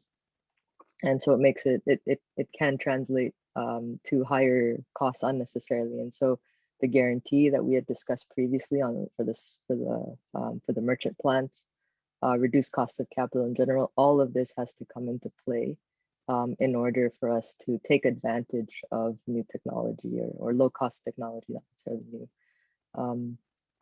Yeah, and that's it. Thanks, Naz. Thanks, Sarah. We're nearing the end of our Q&A, but I would just like to raise this question from our viewers on Facebook. This is for BPI and BDO. Are there any plans in allowing individuals, citizens, to gain agency by having viable and palatable personal green loans? I think this is more for household solar roofing. Are there any programs also to extend to household levels? Yes, ma'am. Even when I was in the Housing and Urban Development Coordinating Council, there is that window with Pag-ibig Fund of home improvement. And so that is what we are also trying to tap in providing funds, because we have just spoken to the Department of Finance, and they have sponsored a meeting with I won't say the international participants or organizations participating there. But I think it will be clear that it can be parsed through the Pag-ibig Fund. So that's where they can have that window. Okay. But it's existing already. There may be a better... Okay, good to know, Yusek. So for our viewers, Pag-ibig Fund is available. How about for private banks? Yes, maybe Ed will answer it first because you're with the investment bank. So I am a bit familiar with with the retail side. First, we also have developers who have, in fact, low-cost housing facilities with solar on the roof, and we have been supporting them. In fact, they've been winning awards because of coming up with these solutions. We also have personal loans, which also incorporate solar. These are evaluated though on a per project basis, and again, the solar technology providers are pre-evaluated by the bank. So once we tell you that yes, you pass, you can borrow for your solar on your roof, we would have known already that the solar providers have a good track record and could actually meet the projections that are being promised to you. So we have them on the side. We'll come up with the bigger set of solutions in the coming years, because these are done on a per project basis. There's more to come on the retail side, because we do recognize that this is a much better time to do solar. Because if you try to do it, say 5-7 years ago, prices would have been so impractical. The cost of solar then does not even give you a payback of 5 or 7 years as promised by the providers. The payback period was hitting something like 9 or even 10 years. But nowadays, payback period has dropped significantly because solar facilities have gone down in terms of cost of setting up. So it is a much better time to go into. Sir Ed? Yeah. Anyway, Joanne answered it for me also. It's really more, I guess what I'd like to say is these are done more as an individual basis, not on a portfolio or not an approved lending program, let's say just for solar roofs or whatever, because it's more challenging. So it's a case to case. So I guess that might also be an opportunity for some sort of portfolio insurance or a tie-up with an ADB or one of the ECAs to do something for the households. Because I remember a few years back also I was working with the IFC for a rural electrification corp or even for ESCOs, because even for these energy efficiency projects, unless we have a big ESCO whose guarantee means something, it doesn't mean much if someone says it's going to improve, but if you have no backstop. So I guess that's what the banks were looking for. So we'd be willing to look at some initiatives to work with some foreign companies if it's done abroad, so that we can bring it to the grassroots and make it easier. If you remember, anyway, even that's why for project finance, generally, let's say an individual or a developer comes to us, if they're going to borrow only, let's say, less than, I'll just use a number, maybe let's say $4 million. It's not worth doing project finance for a $4 million project for all the effort, right? For all the advisors and all the time you're going to spend. We're going to look like that as a corporate loan and just demand, the traditional security, which is not cash flow lending, which is unfortunate, which is not what we want to hear. But then it's not worth our while. If it were maybe $1 billion or at least billions of pesos, then it's worth our while spending all this time and you also having all these consultants. But if it's a small project, which that's just going to get looked at as, even the foreign banks are not going to look at it. So we will try to look at it, but then generally also there's a threshold. Maybe that's why also, maybe going back to the earlier question, we're not seeing much loans. Maybe there are lots of applications, but then in reality, they do not even pass. I don't know, not to insult anybody, but they do not even pass basic financial feasibility, because it's a dead end at the start. But then they insist on presenting it, right? Because it's so unviable.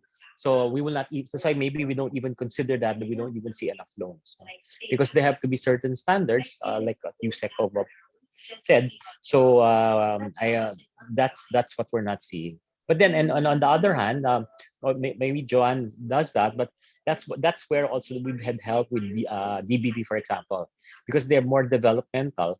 Even if it's a very small loan, they'll spend more time on nurturing that, right? Because they have a different, I guess they have a different KRA than we do the private banks. Thanks, Nash. Okay, thanks, Attorney Sir Ed. Unfortunately, that's all the time we have for the Q&A, but I would like to challenge all our reactors and presenters. I have one last question. I would like you to think about it while we have a group photo. So the question is for everyone: how should corporate directors banking and financial sector and the whole business community respond to the latest IPCC report, which warns us of more severe, more frequent, and irreversible climate impacts? What does this entail for them, considering that they are also one of the most affected sectors, while also being the most expected one to help turn the tide to prevent further global warming and climate change? So while you think of your last words before we end this webinar, I would like you to turn on your cameras, please, so we could have this photo session.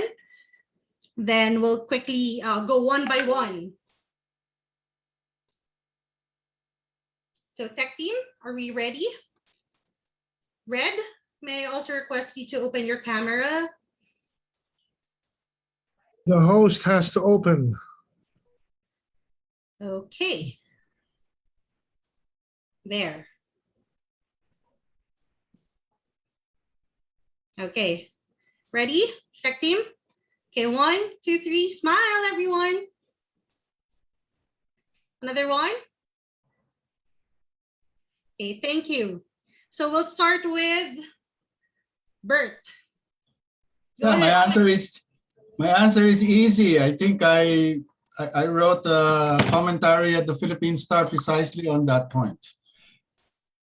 Okay, we'll read that. We'll also share that. How about Sarah? I think the main point that I gleaned from that report was that a 1.5-degree threshold will be breached 10 years earlier than expected if we don't do something about it. So this means for developing countries like the Philippines, we have to seriously or take seriously those physical climate risk assessments that the BSP is working on, because real estate, various assets, industries are going to be disrupted and at risk. And this also means that there's probably now more opportunity and reason to invest in resilience, so climate resilient infrastructure. So yeah, there are both risks, but there are also opportunities that come out of it.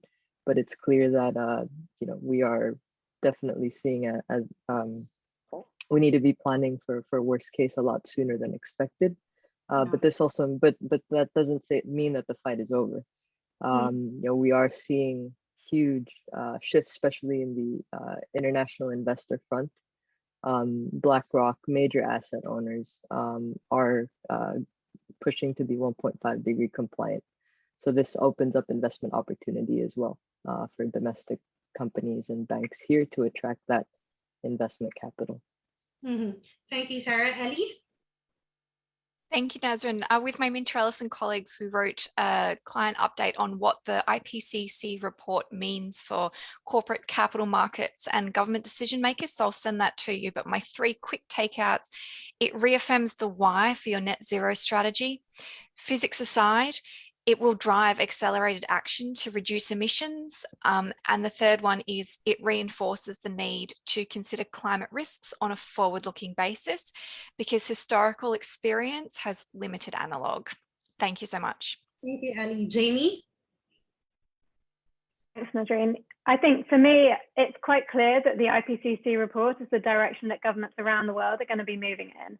So bank directors need to look at what does that mean for them? How is that going to increase the risks on the bank, whether that's from the transition or the IPCC report saying how bad those physical climate risks are going to be? So what risk does that bring? What does that mean in terms of your financing and your portfolios? And also, what are the opportunities so you can seek to realize some value from that as well and drive the transition and help everyone get towards 1.5 degrees? Thank you, Jamie. Yusek Wimpy. Yeah, Secretary Kusi emphasizes information-based decision-making. And sa kahuli-hulihan, tagalogin ko na lang. Sa huli kasi, kailangan ang babantayan natin yung interes ng bayan. So, tayo biktima. Ayaw naman natin na tayo yung gastos ng gastos dito. Napakalaki po na kailangan na pera para mag-transition. Kaya kailangan galingan natin sa pakikipag-usap at hindi bigay lang tayo ng bigay. So that's our strategy and it should be information-based. We have to work together and we have to be very efficient. So please at least read the Philippine Energy Plan or participate in the crafting of the Philippine Energy Plan so that all these inputs can be plugged in. And as I mentioned earlier, by next year, kasi by September 15, we have to submit the 2020-2040 PEP. By next year, lagyan na natin ng chapter for energy financing para ma-address yung mga gaps na na-identify natin sa pag-uusap na to. Thank you. Thank you for that invitation and that call to action. Let's go to AG Lin. Go ahead. Yeah, I think the report just highlights the role of the board of directors and the need for them to take immediate action. The timing is now, as you know, because consumer and investor preferences have shifted already. As you review your strategies, you think about the sustainability agenda as well. This is not just to promote the long-term interest of the financial institution, but also to contribute to the sustainable and inclusive growth of the economy. We're not just talking about stranded assets, we're also talking about physical risk impact of climate change on our balance sheets. Thank you. Thank you, AG Lin. And lastly, our two representatives from the banking sector, Ms. Joan and Sir Ed. Joan, would you like to take this?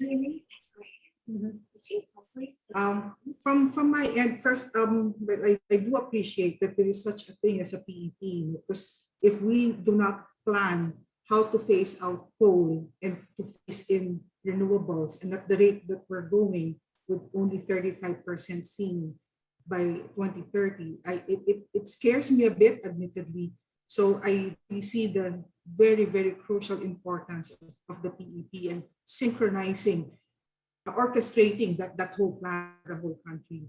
Now, on the corporate director side and everybody else who's active in the sustainability front, of course, we know that contribution-wise, Philippines has a very insignificant impact, but we are indeed among the top victims, as mentioned earlier. So we do really need to do our share, and even on a micro basis, as mentioned by Yusuf earlier, with energy efficiency, do renewable energy, and at the same time, as I was emphasizing, be aware of climate and environmental risks, because we just happen to be here in the Philippines exposed so much to all of these hazards. So we just have to hold on tight. We are in the middle of a pandemic that will not stop regardless of whatever climate risks or environmental risks are happening. So it's all happening all at the same time, and we just have to hold each other, work on this together, and yes, come up with that grand plan which we can all support. Thank you. Thank you, Ms. Joanne. And lastly, Sir Ed. Okay. No, I'll answer the question differently kasi I think we're all naman, I guess, converted on the choir, right? So the plan is there. It's a question now, as a director or for the people who attended the seminar, if you're a director of influence, what can you do? So I'll address that question. My suggestion is, because I'm on the management side, mostly. So you as directors, whether independent or not, you can require management to present their standards, right? Of course, what we learn in ICD, because I'm an ICD fellow, we set the strategy, they set the, they implement. So review the strategy and bring it up. And then remember another thing, another practical thing, we need this yearly renewal as independent directors in the banks. So therefore, make it a special topic to talk about stranded risk or to talk about all these emissions risk. That way you have management and the rest of the board there and the owner, so that you're not in trouble. Get a good speaker so that they will, who walk the talk, who will scare everybody, so that we will revise our loan standards, our underwriting standards, what our timelines are. At least you have the chance to influence that at the board level, and then you will cascade it down to the CEO. The way we thought, you cannot go down and directly to the line management, because then you're violating governance policies. But bring it at the board level, especially some of you are lead independent directors. Use your influence to do that. Get a shake up at the board to question all of this. That way, management will be forced to listen. So that's my 2 cents worth. I mean, it's just a tip, because I'm on the receiving end. Thank Thanks, you. Nash. With that being said, actually, we are providing exclusive briefing for those interested private companies. The KEEP report authors will be available to do the briefing. So we'll be flashing the contact details of all the organizers. Please, we will be happy to reach out to you also after this webinar. Before we go on to Red, please hold on a few more minutes. Just have a few announcements. So for those who wish to have a certificate attending this webinar, we will be sharing the post-event survey form via the link on the Zoom and the comment section of the Facebook Live. Second, we will also be uploading the presentations of our speakers as well as the webinar recording on the official event page. Check the link also in the chat box and comment section. So last few announcements from our organizers. The Institute of Corporate Directors would like to invite you to their upcoming courses towards building better boards. Double your valuation or not, the Zen of your IPO journey on October 22. Second is Since the Customer is King, Ace Your Sales Governance on November 26. And lastly, the Distinguished Corporate Governance Speaker Series will be on September 3, 10, and 17. Check their website and social media accounts for more information. Lastly, the Climate Reality Project Philippines is inviting all change makers to register for the free virtual global training this coming October 16 to 24.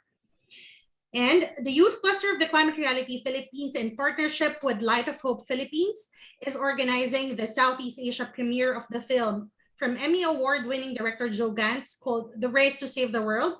Proceeds from the ticket sales will support the installation of solar panels in Panganan Elementary School in Cebu. Lastly, for those who want to reach out to the organizers of this webinar, their contact information will be flashed on your screen. Now, Red, thank you. To conclude our event, ladies and gentlemen, we have the Institute for Climate and Sustainable Cities Executive Director, Mr. Red Constantino. Naz, maraming salamat, and my thanks especially to our actors and speakers, in particular to our colleagues in ICD. This has been, many times since we've collaborated, and I hope we can do so more of this in the future. In particular, thanks as well to ClientEarth and the Climate Reality Project in the Philippines. It's really important to actually emphasize a number of things, and I'm not going to sum up the discussion. I'm just going to refer to some of the highlights. The question that was asked, for instance, on IPCC and the reactions to this. I'd like to echo, as a climate advocate, as a person that is part of the ICSC, as a Climate Policy Institute, I think it's important to echo what has been said in particular by Yusek Fentabella, because it's important. But also, in a way, it starts a conversation or sustains one. We are in a specific situation where the response of countries needs to be differentiated because of our particular development circumstance and our economic setting. In this sense, it's actually very important to consider the findings of the IPCC with respect to the energy sector in terms of two approaches. It cannot be one. First, as far as the impacts of climate change are concerned, it is only proper that an agency like DOE pay attention to the urgent and pressing need of resilience, because the impacts are coming our way. And we need our power sector to be, in particular, resilient based on what science is telling us will become the norm. Things may become worse before they become better. On the other hand, does that mean that the energy transition should be of less priority? No. I think our speakers have said this, including Yusek Fentabella. But the intervention must be different. It's a market intervention. In particular, if the DOE continues to pursue the mandate of competition to ensure that there's a level playing field, that translates into better development, into an economy that can be powered using affordable, reliable energy that happens to be sustainable as well. So those things we can approach from two lenses, because it's quite important to say that our circumstance means that if the impacts are projected to become worse, our obligation is to increase our resilience, to protect our economy, and at the same time pursue sustainable development by ensuring that we exploit the demand for affordable and reliable power through market interventions that will actually make our power not only more affordable and reliable, but also sustainable as well. So what is that in short? It means, I think if it hasn't been clear yet, let me spell it out. We have to promote better systems thinking than technology-driven or project-driven short-term approaches. Systems thinking is going to be really, really critical, especially because as the pandemic has shown us, not just the Philippines, but around the world, it is very, very clear that all the countries in the world are grappling in different degrees of difficulty, but all with difficulty in the response to this pandemic, because we are all unprepared to deal with external non-financial shocks. What this also means is that until we place resilience at the center of macroeconomic fundamental considerations, we will continue to be unprepared. The absence needs to be corrected. We need to do more than just measure progress based on productivity and GDP, because resilience needs to be at the center of our macroeconomic fundamentals, and we need to start measuring it as well. What is also a sign that I hope everyone takes away from this is that there was a lot of disagreement, but even more agreement, because the direction seemed to be, we are all pointed at the right direction, except the steps are something that we have to work on as well. I think echoing Yusek Pentabella again, he reached his hand out again, saying that this is not something that's going to be easy. Pag hindi po ito tulong-tulong, may hirapan po tayong lahat. And so the plans that are in place, read them. If you disagree, critique them, provide them to government, let our private sector leaders know. Because if we cannot work on this together, even if the favored leadership that you want for next year is in place, that new administration will fail if we cannot get behind a long-term vision that speaks to not just the entire country, but to the majority of our people, the working families of this country. And so it was quite a pleasure to hear our colleagues from BDO and BPI talk about the future in ways that actually are responsive to our current realities. We may have disagreements, for instance, in terms of how to get there or when or how fast. But I think we'll work on this together as well, based on what we've heard from Joanne and Ed. In particular, we've also heard from the central bank in terms of their exhortation to the private sector, to our banks, to look even further and to ensure that they're all ready and prepared to meet what is coming our way in terms of the threats, but also in terms of what I think Jamie and Ellie had talked about, the massive opportunities that are already available, except that we need to be even more targeted in our interventions and in the questions that we raise. For instance, yes, we always talk about supplying, especially when it comes to the recent outages, but are we discussing the right kind of supply? Given what Bert and Sarah had said earlier, that we have an excess of what we don't need at the moment. And what we need is flexible generation, but there are financing gaps that we all have to work on together to plug it, not only so that we don't have outages, but so that we can go and look and move together towards the longer term. So colleagues, obviously we've run over time, and obviously there will be a part 2 again. I hope we can continue to work together, and that you all have taken note of the critical leadership role that ICD has continued to play in governing and in sending the message to the private sector that there's only benefit that we can all harvest if we work together across different sectors, and if we put our disagreements on the table and work on them collectively as well. Flexible generation is not just about power. I think we all need to be flexible as well in finding out the different ways that this conversation can become a more collaborative way of planning and supporting the work that's already underway.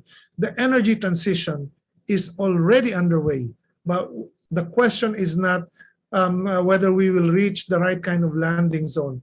As we always say in ICSC, we think the landing zone is in sight. We think we will get there. The challenge is not reaching the landing zone. The challenge is, can we get there sooner? Can we get there far earlier? And if we have disagreements, put them on the table. For instance, when Yusek Fentabella had talked about 35% of renewable energy by 2030 and 50% by 2040, which sounds like the numbers that are already well contained in the National Renewable Energy Plan. Can we set those numbers as the floor rather than the ceiling? I think the answer will be in the affirmative, but it will be accompanied with but. These are the things we require. What are these? Doon na po tayo sa part 2 when we hold another discussion, which I hope you can all be part of again. And so on behalf of all the organizers, thank you to ClientEarth, thank you to Climate Reality Project in the Philippines. Maraming salamat to the Institute of Corporate Directors, and thank you to Pete and Naz for ably moderating the sessions. We could not answer all the questions, but I think there will be a barrage more after this session concludes, and certainly we'll keep you all updated. Hindi lang po recording ang magiging available. I saw the question from Shell Habito asking if the recordings will be made available. Yes, but we're also going to transcribe them so that once we post them also on our website, we all have more material to work on, and our debates will be even richer because there's only one way to move forward, and that's to keep the dialogue honest, spirited, even aggressive, even intense, but let's do it together openly. Maraming salamat po uli sa inyong lahat. Thank you for such a fruitful discussion. And please stay safe. Share your sunshine. The pandemic is not going to be over soon, so we all have to rely on one another. Happy weekend also to all of you, and happy Friday. Bye, everyone. Have a nice weekend. Bye-bye. Engineer Attorney, good to see you. Yeah. Thank you, everybody. Nice to see you. Nagmamotor ka pa ba? Opo. Ingat, ingat. Ingat. Nakakulong po ako sa bahay ngayon. Okay. Pare-pareho tayo. Bye-bye.